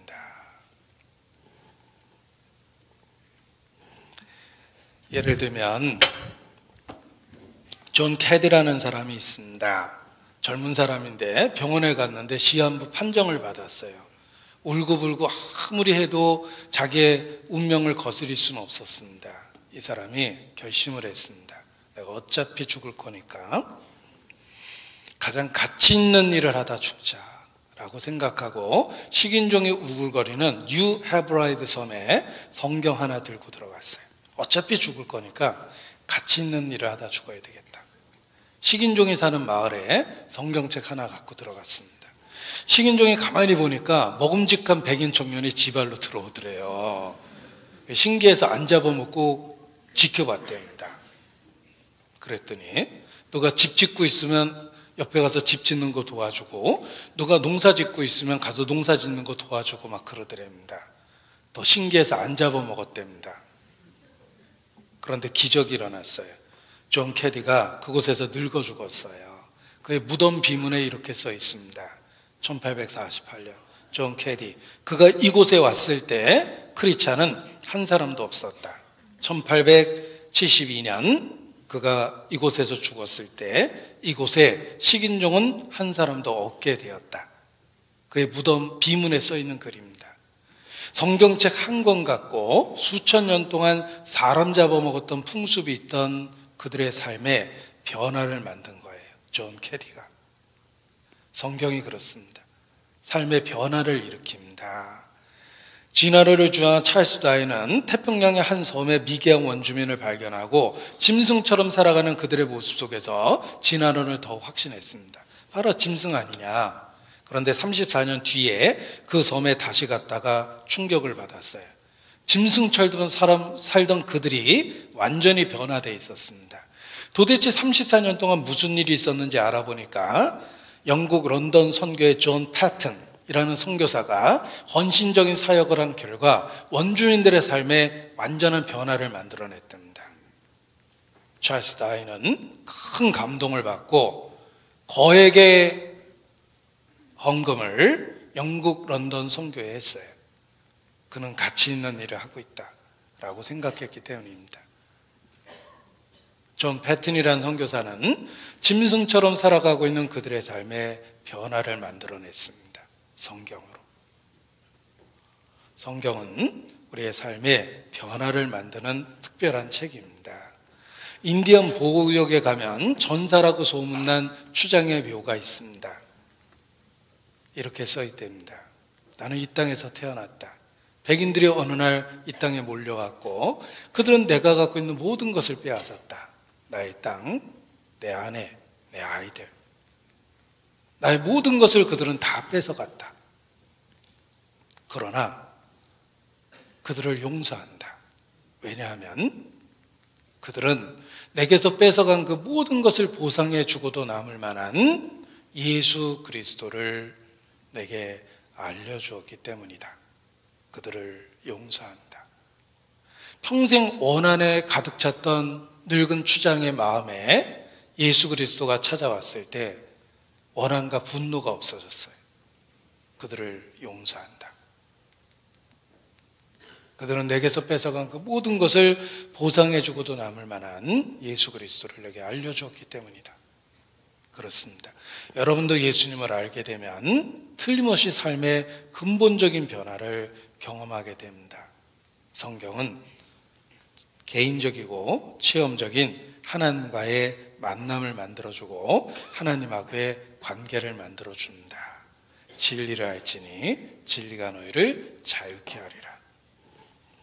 자, 창세기 1장 1절을 제가 칠판에 써보겠습니다. 보세요. 진리를 알면 거짓이 구별된다라는 이야기를 드렸습니다.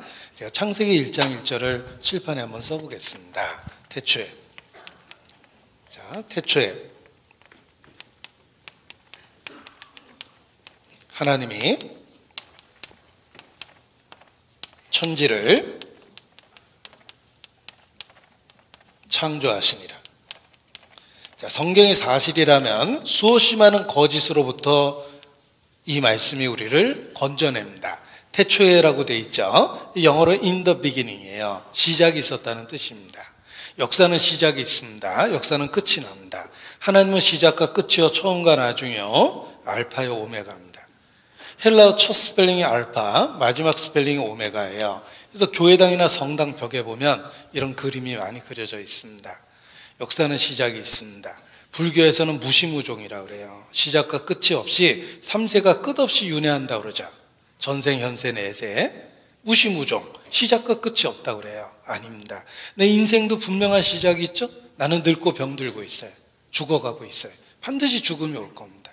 내 인생도 시작과 끝이 있고 역사도 시작과 끝이 있는 거예요. 태초에 in the beginning 시작이 있었어요.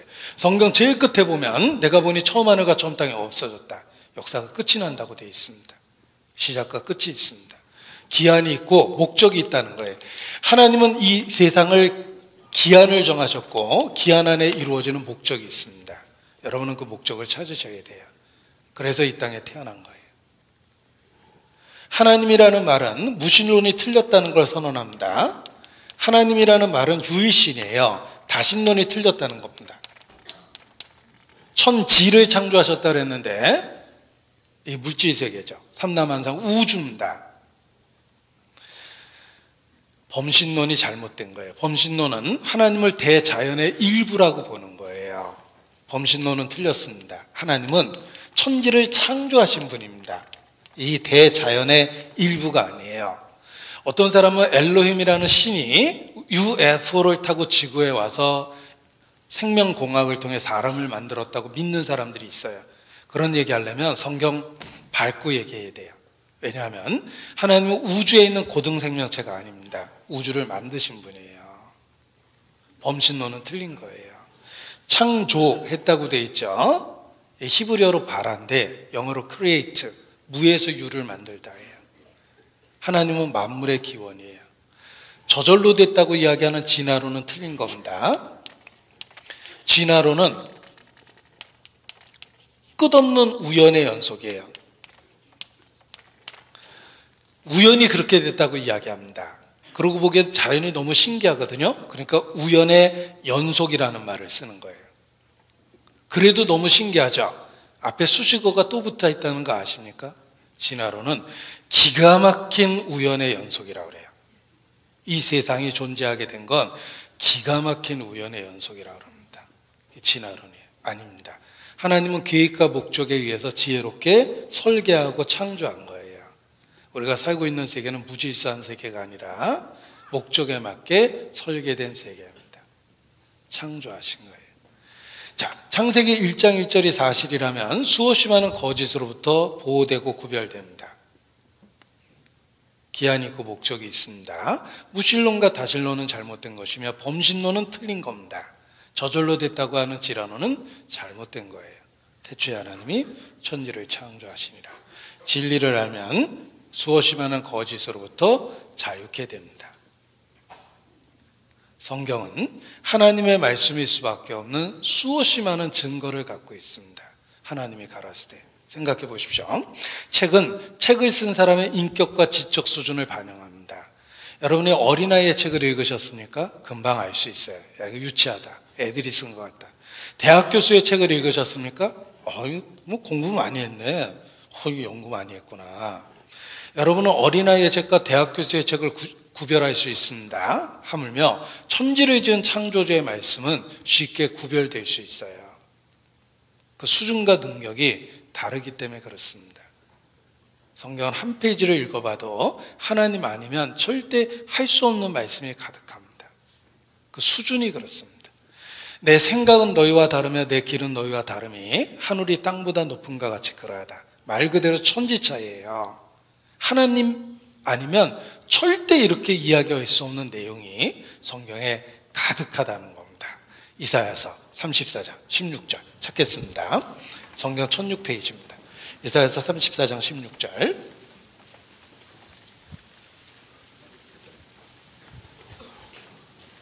이사야서 34장 16절입니다.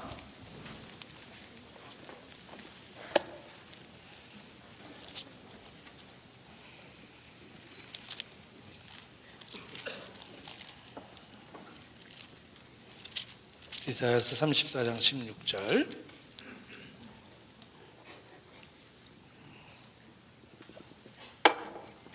너희는 여호와의 책을 어떻게 읽어보라고요? 자세히.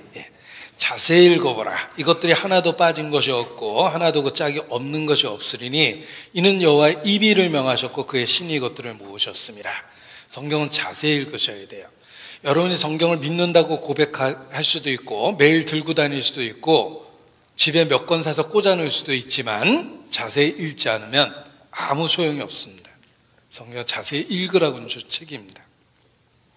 왜냐하면 로마서 10장 17절에 보면 믿음은 들음에서 나며 들음은 그리스도의 말씀으로 말미암았느니라. 성경을 자세히 읽을 때 하나님에 대한 믿음이 생깁니다. 너희는 여호와의 책을 자세히 읽어보라. 어떤 잘못된 목사는 무조건 믿으라고 그러는데 그 잘못된 겁니다.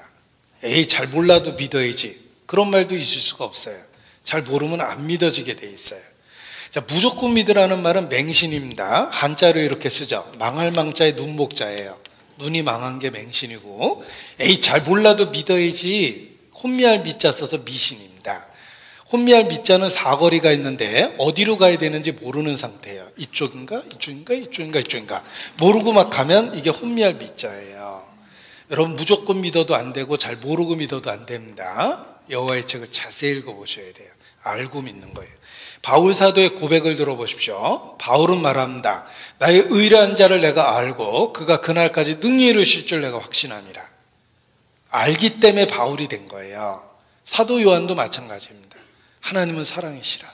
우리가 그 사랑을 알고 믿었노니, 그러니까 목숨까지 버릴 수 있었던 거예요.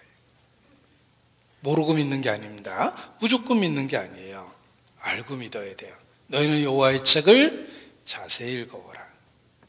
하나님이 가라사대. 이사야서 55장 3절입니다. 55장 3절. 이사야서 55장 3절.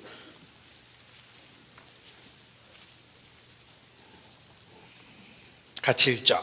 너희는 귀를 기울이고 내게 나와 들으라. 그리하면 너희 영혼이 살리라. 내가 너에게 영원한 언약을 세우리니 곧 다윗에게 허락한 확실한 은혜니라. 자, 이 긴 말씀을 짧게 줄여보면 들으라. 그리하면 살리라. 이렇게 줄일 수 있어요. 잘 읽으셔야 됩니다. 들으라. 그리하면 살리라. 바치라. 그리하면 살리라가 아닙니다. 자, 이단일수록 잡신일수록 돈 얘기가 직결됩니다. 어떤 이단 교파는 생활 어려운 사람한테 전도도 안 해요. 교회 재정에 도움이 안 된다고. 진짜 이단이에요. 예수님은 소외된 자, 가난한 자에게 가까이 하셨습니다. 어떤 흑인이 백인 다니는 교회에서 쫓겨났답니다. 피부색 때문에. 너무 분해서 울고 있는데 예수님이 탁 나타나셨대요. 너 왜 우냐? 예수님, 제가 흑인이라고 이 교회에서 절 쫓아냈습니다. 그 얘기 듣고 예수님이요, 그 사람을 막 야단치더랍니다. 너 이 교회 다니려고 그랬냐? 나도 쫓겨났는데. 그런 교회는 예수님 안 계십니다. 자, 이단일수록 잡신일수록 돈 얘기가 직결된다고 그랬습니다. 무당도 봉투 내밀어야지 입딥니다. 이 무당이 제일 많이 하는 대사가 뭡니까? 정성이 부족하구만. 돈 달라고 그러잖아요. 하나님을 그렇게 생각하면 안 됩니다. 어떤 분은 이런 얘기 하시더라고요. 집사님이. 아유, 내가 교회를 다녀보니까 교회도 돈이 있어야지 다니겠더라고. 하나님도 돈을 좋아하는 것 같아. 무슨 얘기를 곧다이로 하세요? 그랬더니 아유, 목사님이 입만 열면 돈 얘기하잖아. 하나님이 좋아하시는 게 아니고요, 그 목사님이 좋아하는 거예요. 하나님이 뭐가 아쉬워서 우리한테 돈 달라고 하시겠습니까? 돈으로 하나님의 선물을 사려 하면 돈과 함께 망할 거라고 저주하셨습니다. 나는 인애를 원하고 제사를 원치 아니하며 번제보다 하나님 아는 것을 원하노라. 호세아 선지자를 통해 그렇게 말씀하셨죠. 번제가 영어로 offering입니다. 하나님께 이렇게 바치는 거예요. 하나님은 그런 걸 원하시는 게 아니라 하나님 알기를 원한다고 말씀하셨어요. 우매자의 제사 드리는 것보다 가까이 하여 말씀 듣는 것이 더 낫다. 가까이 하여 말씀 듣는 걸 제일 좋아하십니다. 여러분이 말씀 듣고 있는 이 순간 하나님을 기쁘시게 해드리고 있는 겁니다. 우리 하늘에 계신 하나님께서 아주 흐뭇한 얼굴로 말씀 듣는 여러분들을 이렇게 쳐다보실 겁니다. 물론 조는 분은 째려보실 거예요. 잠이 오냐? 하고 째려보실 겁니다. 가까이하여 말씀 듣는 걸 기뻐하십니다. 들으라, 그리하면 살리라. 하나님의 말씀을 들으면 영혼의 문제가 해결이 됩니다. 그런데 우리 시대는 교회 다니는 사람 참 많지만 자기가 왜 예수 믿는지조차 성경 갖고 10분 동안 설명할 수 있는 사람은 의외로 거의 없습니다. 다니는 게 믿는 줄 알아요. 왜 다니세요? 예수 믿는 게 뭐예요? 하고 여쭤보면 성경 갖고 10분 이상 대답을 못해요. 그러니까 삶이 안 변하는 거예요. 막연하게 제자리 걸음하듯이 그렇게 신앙생활하는 게 아니라 알고 믿어야 됩니다. 믿음은 들음에서 납니다. 이 말씀이 곧 하나님이십니다. 들으라, 그리하면 너의 영혼이 살리라 말씀하셨습니다. 자, 그런데 우리 마음에 근본적인 의문은 있습니다. 왜 사람이 쓴 책을 하나님 말씀이라고 그러는 걸까? 요한복음, 요한이 썼다고 그러잖아요. 이사야가 썼다고 돼 있습니다. 베드로 전서, 베드로가 쓴 첫 번째 편지란 뜻입니다. 사람이 쓴 책인데 왜 하나님 말씀이라고 그러는 걸까? 그 이유가 있습니다. 베드로 후서 찾겠습니다. 베드로 후서 1장 20절 21절.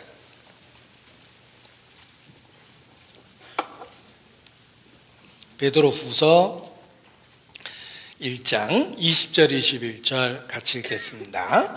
먼저 알 것은 경의 모든 예언은 사사로이 풀 것이 아니니 예언은 언제든지 사람의 뜻으로 낸 것이 아니요 오직 성령의 감동하심을 입은 사람들이 하나님께 받아 말한 것임이니라. 왜 사람이 쓴 책을 하나님의 말씀이라고 부르는 걸까? 그 이유는 성령의 감동하심을 입은 사람들이 하나님께 받아 말한 것이기 때문에 그렇습니다. 하나님이 말씀하신 걸 받아 적었기 때문에 사람이 썼음에도 불구하고 하나님의 말씀이라고 그렇게 부르는 것입니다. 자, 여기 이렇게 설명해 보겠습니다. 보세요. 여기 할머니 한 분이 계십니다. 할머니가 어디 계시냐면 그려보겠습니다. 어디 그게 할머니냐 그러는데 조금만 참아보세요. 할머니 한 분이 계십니다. 지팡이를 짚고 이렇게 계시는데 군대에 있는 손자한테 편지를 쓰려고 그러는데 눈이 침침해서 편지를 쓸 수가 없었어요. 여기 누구냐면 군대에 있는 손자입니다. 충성. 네. 자, 군대에 있는 손자입니다. 군대에 있는 손자에게 편지를 쓰려는데 눈이 침침해서 쓸 수가 없어서 할 수 없이 옆집에 있는 전주대학교 학생을 불렀어요. 학생, 나 편지 쓰는데 좀 도와줘. 그래서 전주대학교 학생이 할머니 얘기하는 대로 편지를 대신 써줬어요. 할머니가 얘기하는 걸 받아 적어서 군대에 있는 손자에게 보냈습니다. 자, 군대에 있는 손자가 받아든 이 편지는 할머니의 편지일까요? 대학생의 편지일까요? 대학생이라고 생각하는 분은 다음에 어린이집회 들으세요. 수준을 좀 낮춰서 들으셔야 될 것 같아요. 할머니의 편지입니다. 할머니의 생각과 인격이 들어있습니다. 쓰기는 대학생이 썼지만 마찬가지입니다. 하나님이 가라사대 너는 이것을 책에 기록하라. 쓰기는 사람이 썼지만 하나님의 말씀입니다. 성령의 감동하심을 입은 사람들이 하나님께 받아 말한 것입니다. 자, 또 다른 의문이 생깁니다. 그러면 하나님이 말씀하셨다고 선지자가 거짓말하면 우리가 어떻게 합니까? 그것도 말씀하셨어요. 신명기 18장입니다. 신명기 18장. 신명기 18장 21절 보시겠습니다. 신명기 18장 21절. 내가 혹시 심중에 이르기를 그 말이 여호와 이르신 말씀인지 우리가 어떻게 알려하리라. 그렇죠. 22절 같이 읽습니다. 만일 선지자가 있어서 여호와의 이름으로 말한 일에 증언도 없고 성취함도 없으면 이는 여호와의 말씀하신 것이 아니요 그 선지자가 방자히 한 말이니 너는 그를 두려워 말지니라. 이게 하나님 말씀인지 어떻게 합니까? 증언과 성취함이 있다. 그게 없으면 하나님 하신 말씀이 아니라고 그러셨습니다. 자, 증언과 성취함이 무엇인지 여기 화면에 표시해 봤습니다. 증언도 없고 성취함도 없으면 이는 여호와의 말씀하신 것이 아니라고 그랬는데, 이 증언과 성취함이란 일어났던 사건들에 대한 증거, 기록된 예언, 약속, 계획이 기록대로 이루어지는 겁니다. 하나님 말씀은 하나님 말씀일 수밖에 없는 증언과 성취함이 있습니다. 보십시오. 여러분이 성경을 공부하게 되면 많이 보게 되는 도표인데 여기 여러분 마음에도 그려져 있어야 됩니다. 예수님의 탄생을 기점으로 역사를 나누는 것입니다. 기원전, 영어로 Before Christ, BC라고 합니다. 어떤 분은 BC가 비어앤 칵테일의 약자인 줄 아는데 잘못된 거예요. 요즘에 또 비어앤 치킨인 줄 알더라고요. 치맥이라고 그래가지고 아닙니다. 자, 예수님 탄생을 AD라고 그러는데 그 라틴어예요. 아노 도미네라라고 그런 뜻입니다. 지금이 2019년이라는 건 2019년, 예수님이 태어난 지 2019년째라는 뜻입니다. 고대에는 왕의 통치 연대를 갖고 연대를 계산했어요. 그래서 일본은 지금도 그렇습니다. 천황의 통치 연대를 갖고 연대를 계산하죠. 우리나라도 그렇습니다. 순조 제3년에, 정조 제2년에 이렇게 표현하는데, 자, 예수님은 만왕의 왕입니다. 예수님의 탄생을 기점으로 역사를 나눴어요. 예수, 그가 누군데 역사를 나눕니까? 여러분도 예수님을 알면 여러분 인생도 기원전, 기원후가 나눠지게 되어 있습니다. 성경은 BC 1500년부터 AD 100년까지 기록됐습니다. 1600여 년 동안 40여 명에 의해서 부분적으로 기록됐는데, 예수님 탄생 전에 기록된 게 구약 39건, 탄생 이후에 기록된 게 신약 27건, 성경은 66건의 합본판입니다. 그래서 성경 전서라고 그러는 거예요. 성경이라고 그러지 않고 성경 전서라는 말은 66건의 합본판이라는 뜻입니다. 일종의 라이브러리, 한 대 모아놓은 거예요. 이 바이블이라는 말이 원래 비블로스라는 책이라는 뜻에서 유래된 겁니다. 복수형이 비블리아예요. 책들, 이게 바이블이 됐어요. 따라서 바이블이라는 말 자체가 책들이라는 뜻이에요. 여러 개의 책이 하나로 묶였다는 뜻인데, 영어로는 성경을 The Bible이라고 합니다. 정관사 더를 씁니다. 왜 영어로 더를 쓸까? 우리가 문법 배울 때 유일무이한 것에는 정관사 더를 씁니다. The sun, The moon 하나밖에 없으니까. The Bible. 왜 성경이 The Bible이냐면 인류 역사 속에서 하나님의 말씀이라는 책은 성경밖에 없기 때문에 그렇습니다. 그래서 영어로는 성경을 The Bible이라고 해요. 정관사를 써서. 자, 우리가 갖고 있는 성경은 66권의 한법판이며 분명히 이 시대에 기록된 겁니다. 그런데 놀라운 일이 있습니다. 성경은 인류 역사의 과거를 기록하고 있으며 더욱 놀라운 건 인류 역사의 미래를 기록하고 있다는 거예요. 기록될 당시에 과거가 기록되어 있고 기록될 당시에 미래가 기록되어 있습니다. 인류 역사의 현재, 과거, 미래를 담고 있는 특별한 책입니다. 성경은 하나님이 보시는 인류의 역사입니다. 그래서 His Story라고 그러는 거예요. History입니다. 하나님이 보시는 인류의 역사인데 왜 성경을 기록하셨냐면 인간을 구원하시는 하나님의 구원 계획을 우리에게 계시한 겁니다. 그래서 성경, 그러면 하나님이 보시는 인류의 역사, 기록된 목적과 관련해서는 인간을 구원하시려는 하나님의 구원 계획, God's plan for salvation 이렇게 표현합니다. 이것이 성경입니다. 이 성경이 하나님 말씀이라고 어떻게 아냐? 과거 속에서는 증험이 나타납니다. 예언은 성취되죠. 증언과 성취함이 없으면 여호와의 이르신 말씀이 아니라 이렇게 선언되어 있습니다. 그래서 역사적인 증거, 예언의 성취, 이것이 성경의 하나님의 말씀이라는 확실한 증거가 되는 겁니다.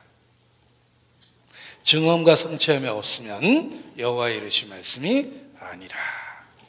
자, 예를 들어 보겠습니다. 법대 다니는 분은 들어보셨을 거예요. 사이먼 그린리프입니다. 제가 법대 다니는 분은 들어봤을 거라고 그랬더니 어떤 분이 나 법대 다니는데 한 번도 못 들었다 이렇게 얘기하시는데, 그럼 회개하셔야 돼요. 공부 어지간히 안 한 겁니다. 이 사이먼 그린리프는 하버드 법대 교수인데 그냥 교수로서 유명한 게 아니라 증거학이라는 법률적 개념을 세우신 분이에요. 이분의 평생의 신념입니다. 중요한 일을 결정할 때는 확실한 증거가 있어야 된다. 이게 증거학이며 그 증거학의 법률적 개념을 이분이 세우신 거예요. 그래서 유명해요. 사이먼 그린리프가. 수업 시간에 한 학생이 질문했습니다. 교수님, 예수 그리스도를 믿습니까? 유대인이었던 그에게 질문 자체가 불쾌했습니다. 안 믿는다고 딱 잘라 얘기했더니 그 학생이 바로 되받아쳤습니다. 교수님은 안 믿을 만한 그럴 만한 이유를 한 가지라도 갖고 계십니까? 이분은 학자예요. 정직해요. 생각해보니 제가 무조건 안 믿는 거네요. 그러나 내가 왜 안 믿는지 그 이유만은 한 가지라도 여러분에게 연구해서 알려드리겠습니다.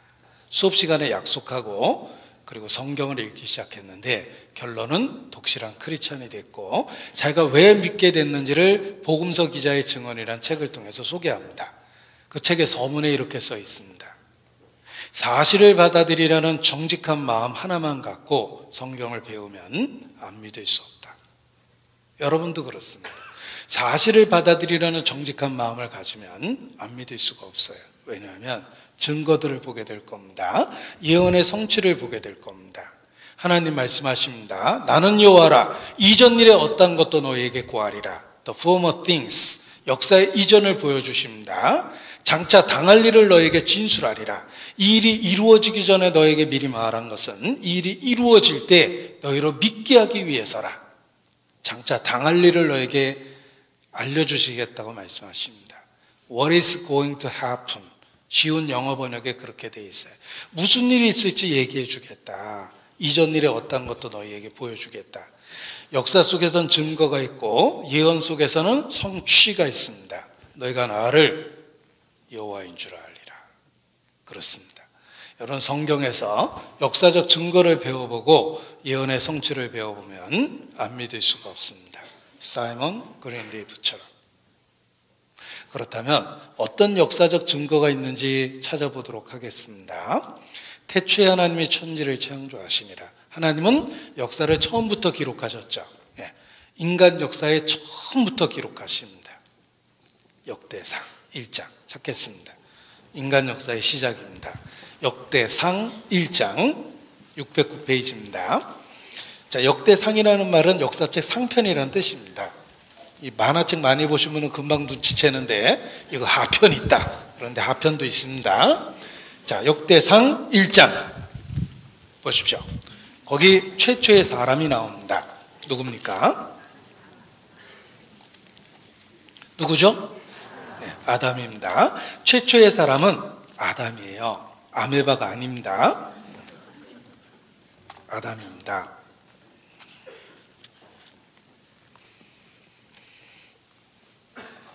최초의 사람은 아담이고 아담의 부인의 이름은 하와예요. 이브라는 말로 더 익숙하죠. 같은 발음, 이름을 다르게 발음한 거예요.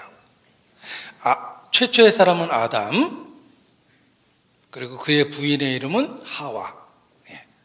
왜 아담의 부인이 하와일까? 어떤 분은 아담의 하와 처음 만난 날 아마 이렇게 인사했을 거야. How are you? Fine, thank you. And you? 아무튼 하와는 생명이란 뜻입니다.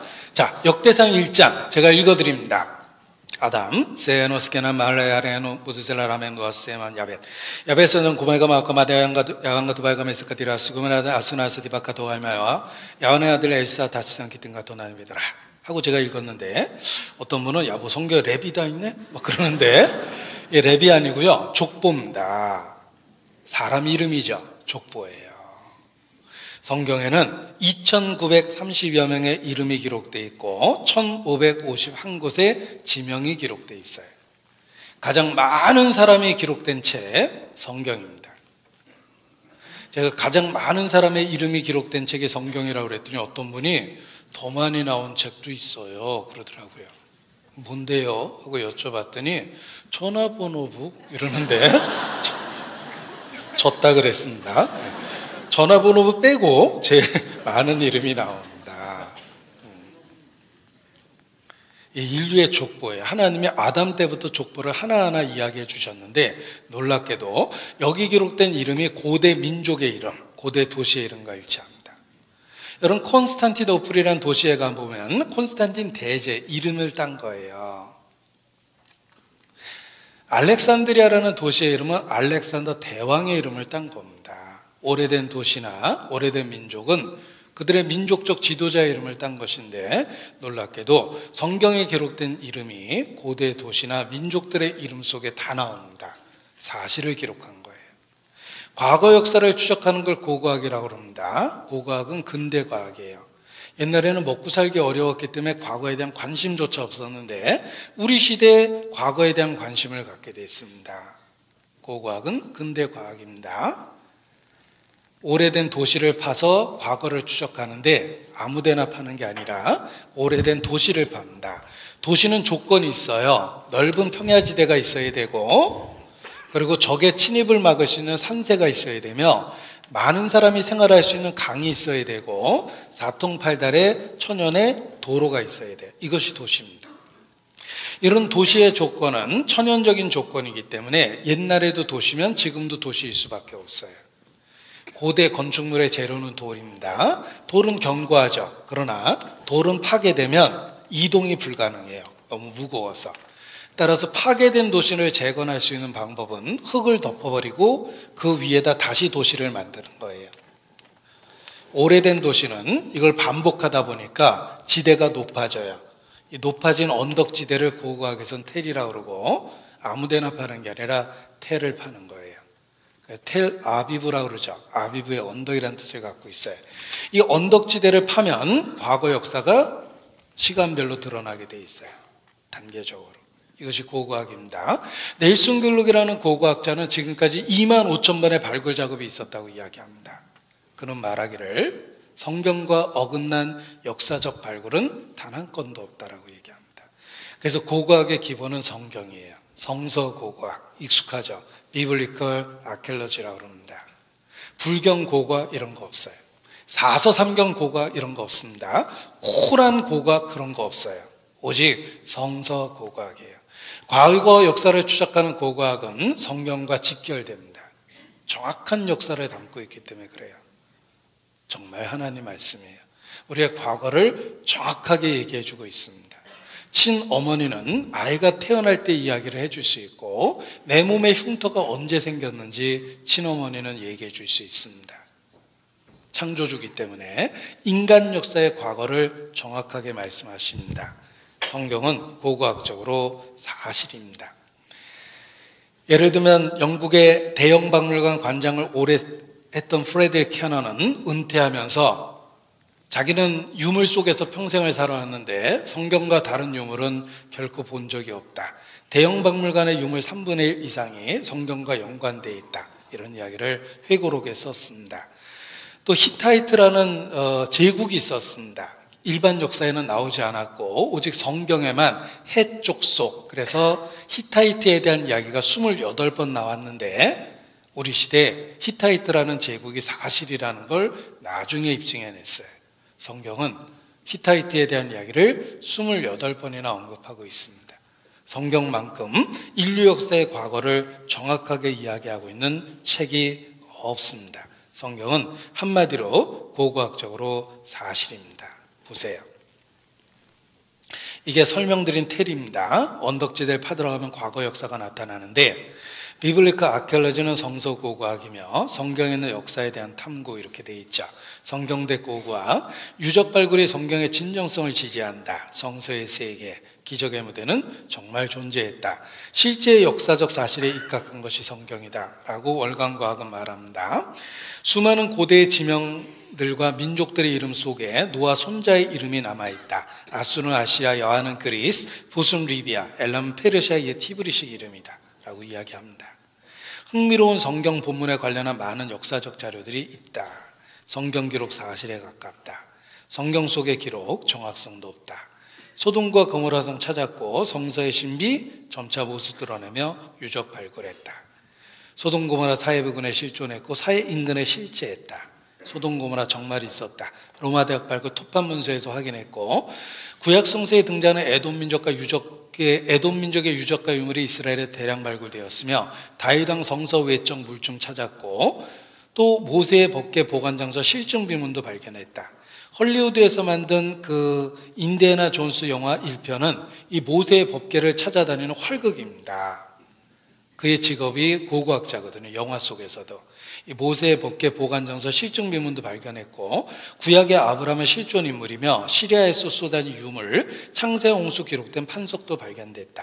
이집트에서 요셉의 곡창 발굴되었고 고고학자들이 틀림없다고 확인했다. 마태복음은 예수 동시대의 작품이다. 마태복음을 영국 법정에서 읽어도 증언으로 채택될 수 있는 법률적 요건을 다 갖고 있다라고 이렇게 분석을 했습니다. 아담도 실제로 있었다. 인류에게 Y염색체를 유전시킨 아담의 존재를 추적하고 있고, 최초의 생명 흙에서 탄생했다. 다윗왕이 쓴 시문도 발견했고, 예수님이 돌아가신 골고다라는 곳도 실제로 발견했는데 1890년 최초의 사진입니다. 이 사진을 보니까 정말 해골 모양의 바위가 있었어요. 학자들은 이 사진 한 장을 근거로 주변에 있는 땅을 다 매입을 했습니다. 건물들을 헐어보니까 정말 사진 속에 있었던 골고다가 있었어요. 해골 모양의 바위가. Incredible, find on the 골고다. Incredible. 골고다 아래 믿어지지 않는 발견이 일어났다고 그랬죠? 예, 지금 관광지로 공개되어 있습니다. 예수님이 돌아가신 해골 모양의 바위 골고다예요. 이게 실제로 발견됐고, 히스기야의 비석이 발견됐는데, 히스기야가 열왕기하 20장 20절 보면 수로 만들었다는 구절이 있는데 정말 파보니까 있었어요. 그 위치에 입구와 출구를 찾아냈어요. 성경의 기록이 고고학적으로 정확합니다.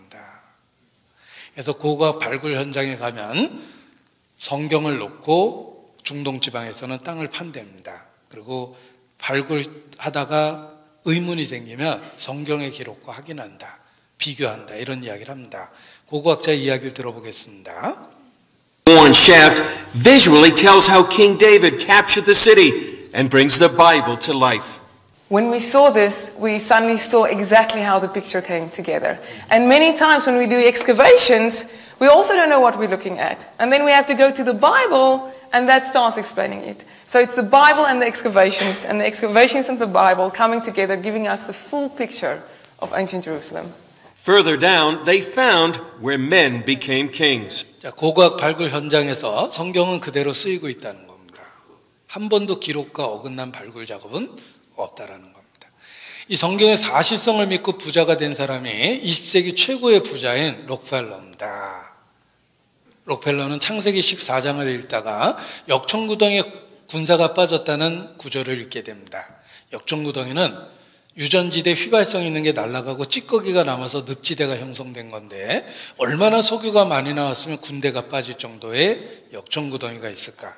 중동 지방에 스탠다드 오일 컴퍼니를 진출시킵니다.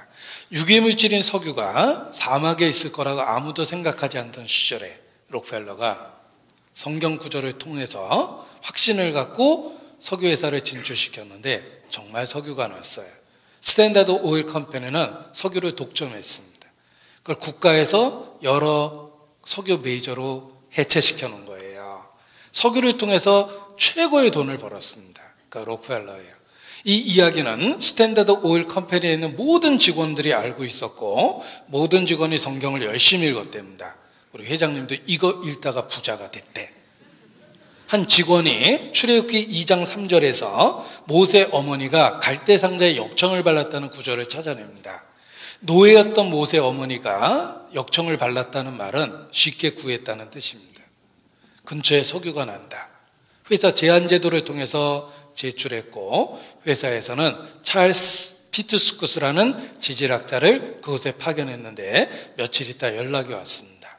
그곳에서 엄청난 유전지대를 실제로 찾아냈습니다. 여러분도 또 다른 구절이 있는지 한번 열심히 찾아보세요. 응? 우리가 언제까지 이렇게 살 수는 없잖아요. 우리도 한번 잘 살아봐야 될 텐데. 성경의 사실성을 믿고 부자가 된 사람들의 이야기예요. 성경은 고고학적으로 사실입니다. 그리고 또 하나 19절 놀라운 사실이 있습니다. 자, 역대상 1장 19절입니다. 역대상 1장 19절, 에벨은 화면에 표시해 봤습니다. 두 아들을 낳아 하나의 이름을 멜렉이라 하였으니 이는 그때 땅이 나뉘었으며 그 아우의 이름은 욕단이며, 벨렉은 나뉘어진다는 뜻입니다. 왜 이름을 나뉘어진다고 줬냐면 그때 땅이 나뉘어졌답니다. 창세기 1장에는 땅이 한 덩어리였습니다. 천하의 물을 한 곳으로 모아 바다라 칭하시고 드러난 육지를 땅이라고 칭하시 되게 단수였어요. 그런데 벨렉이 태어나던 시대에 땅이 나뉘어졌습니다. 5대양 6대주가 된 거예요. 성경은 한 덩어리 땅이 벨렉이 살던 시대에 나뉘어졌다고 이야기합니다. 사실입니다. 이게 KBS 뉴스 자료화면입니다. 왜 지진이 일어나는가? 원래 땅이 한 덩어리인데 이렇게 갈라졌다는 거예요. 그래서 인도 대륙이 아시아 대륙과 만나서 부딪혀 버립니다.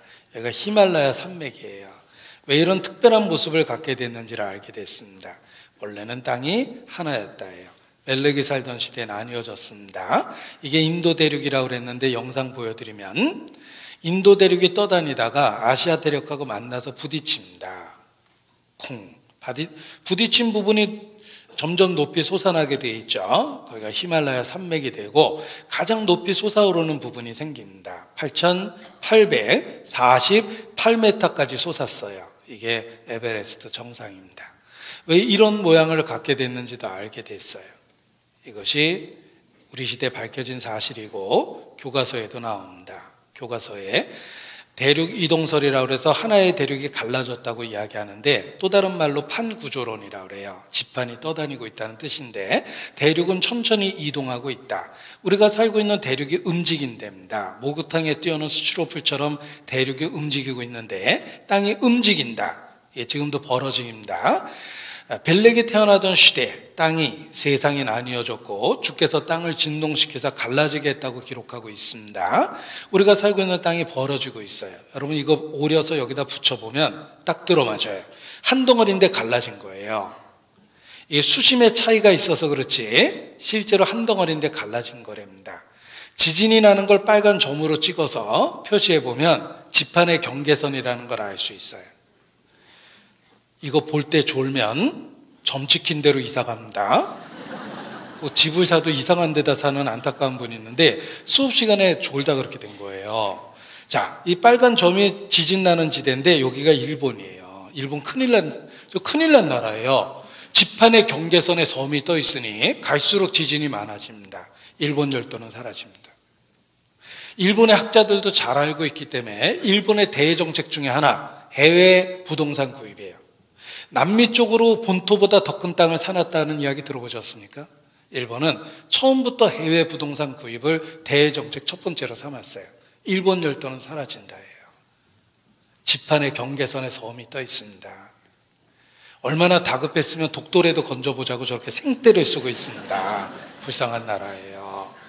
자, 성경은 온 세상이 한 덩어리였는데 벨렉이 살던 시대에 나뉘어졌다고 말씀하십니다. 하나님이기 때문에 과거를 보여준 거예요.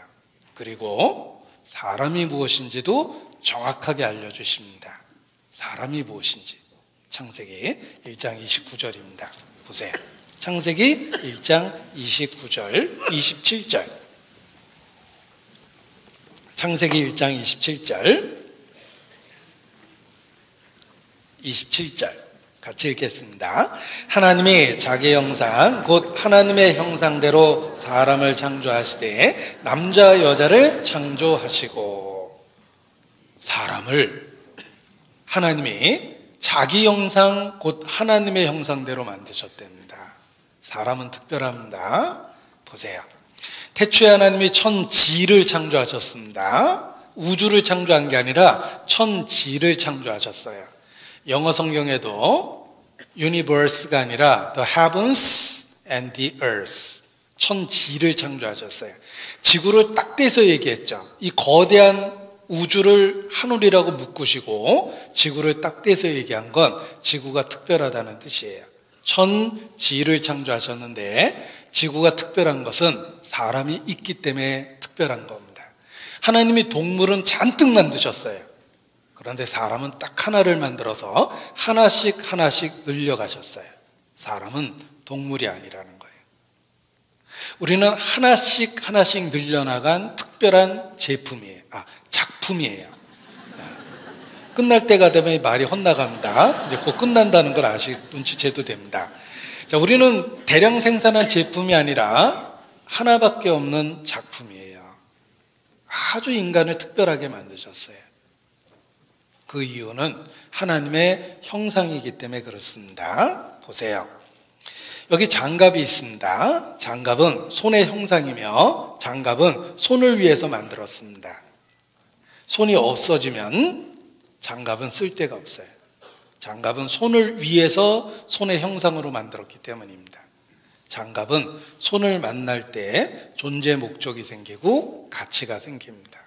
인간은 하나님의 형상이며 하나님을 위하여 지음을 받았습니다. 하나님을 부정하면 인간은 존재 목적이 없어져요. 하나님으로 더불어 함께 있을 때 가치가 생기고 목적이 생기는 겁니다. 인간은 하나님을 위하여 하나님의 형상으로 지음을 받았기 때문에 그렇습니다. 자, 수학에서는 제로의 개념을 찾아내면서 엄청난 발전을 이루게 됩니다. 제로, 0입니다. 여러분 수학에서 0의 개념을 찾아냈어요. 자, 0을 여기다 하나 썼습니다. 다시 하나 써보죠. 네, 하나 더 써보겠습니다. 계속 써보겠습니다. 아무리 많이 써도 숫자적 가치가 없죠. 그러나 일자를 앞세우는 순간 갑자기 숫자적인 가치가 보이기 시작합니다. 0은 죽으나 서나 당신 없이 못 산다고 이를 붙들고 살아야 돼요. 0은 아무리 있어도 의미가 없는데 이를 앞세우는 순간 숫자적 가치를 갖습니다. 사람이 그렇습니다. 나의 삶은 하나님을 부정하면 한 번에 다 의미가 없는 거예요. 그러나 내 인생에 하나님을 인정하고 하나님과 함께 살면 내 삶에 비로소 가치와 의미가 생깁니다. 인간은 하나님의 형상으로 지음을 받았기 때문에 그렇습니다. 인간은 특별합니다. 짐승이 아니에요. 하나님으로 인해서 존재 목적이 생기고 가치가 생기는 겁니다. 하나님을 부정하면 마치 물 떠난 물고기처럼 됩니다. 고통을 받게 돼 있어요. 여러분 물고기는 이게 광어인지 우럭인지 모르겠지만 물고기는 물속에 살라고 지음을 받은 겁니다. 물고기가 물을 떠나는 순간 살 수가 없어요. 가끔 어항 근처 지나가다 보면 물고기가 바깥에 튀쳐나와 있는데 요거 틀림없이 10대 물고기일 거예요.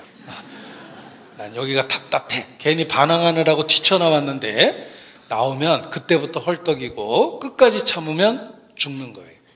물고기는 물 떠나서 절대 못 삽니다. 인간은 하나님 떠나서 못 살아요.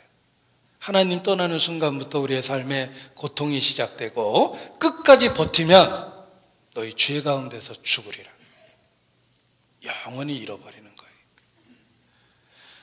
물고기는 물속에 사는 게 물고기입니다. 인간은 하나님하고의 관계 속에서 살아가도록 처음부터 지음을 받았어요. 하나님을 부정하면 지금까지의 삶도 의미가 없고 산 날만큼 또 살아도 의미가 없어요. 하나님을 만나셔야 돼요. 자, 아주 비싼 가전제품을 하나 샀는데 사자마자 전자제품이 망가졌어요. 이거 어떡하죠? 비싼 건데. 만든 데 가서 고쳐달라고 그러면 됩니다. 어떤 분은 삼성 거 LG 가서 고쳐달라고 떼쓰는데 그러면 안 돼요. 만든 데 가서 고쳐달라고 그래야 됩니다. 인생에 고통이 생겼고 문제가 생겼습니다. 이거 어떻게 하면 좋죠? 만든 하나님한테 가서 고쳐달라고 그래야 돼요. 우리의 삶의 고통과 문제는 하나님만이 해결해 주실 수 있습니다. 우리의 삶에 여러 가지 고통이 있고 문제가 있고 스스로 해결 못할 그런 사건 사고가 있습니다. 인간은 철저하게 무능해요. 자기 심장을 스스로 뛰게 하는 사람은 없습니다. 그게 사람이에요. 여러분의 심장이 멈추는 순간 5분도 안 돼서 혐오스러운 시체가 됩니다. 그게 사람이에요. 하나님을 알고 하나님하고의 관계를 가질 때 비로소 삶에 의미가 생기고 목적이 생기는 겁니다. 우리의 삶의 문제를 해결해 주실 수 있는 분은 하나님밖에 없습니다. 공감할 수밖에 없는 복음성가 가사인데 들어보십시오. 인생길 험하고 마음 지쳐 살아갈 용기 없어질 때, 인생길 험하고 마음 지쳐 살아갈 용기 없어질 때, 그럴 때 많이 있습니다. 우리가 살면서 이렇게 스위치를 돌려서 죽을 수 있었다면 이미 살면서 여러 번 돌렸을 거예요. 인생길 험하고 마음 지쳐 살아갈 용기 없어질 때 정말 많이 있습니다. 그런데 여러분, 그 찬송 가사 다음에 답이 있다는 거 아십니까? 어둠에 앉아서 울지만 말고 예수님 품으로 나오시오. 창조주만이 우리의 삶의 문제에 대한 근본적인 답을 갖고 계십니다. 하나님이 내 인생에 기회를 주시면 누군가가 내게 말씀을 배울 수 있는 기회를 주십니다. 기회가 생깁니다. 이 말씀이 곧 하나님이기 때문에 그렇습니다. 기회를 붙잡아야 돼요.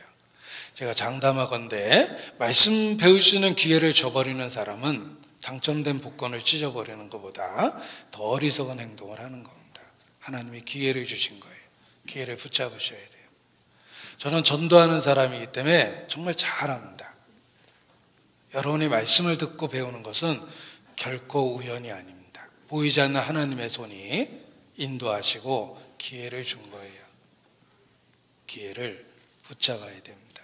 그래서 한 사람도 시험 받지 않고 끝까지 참여하시기를 주님 안에서 간절히 권유합니다.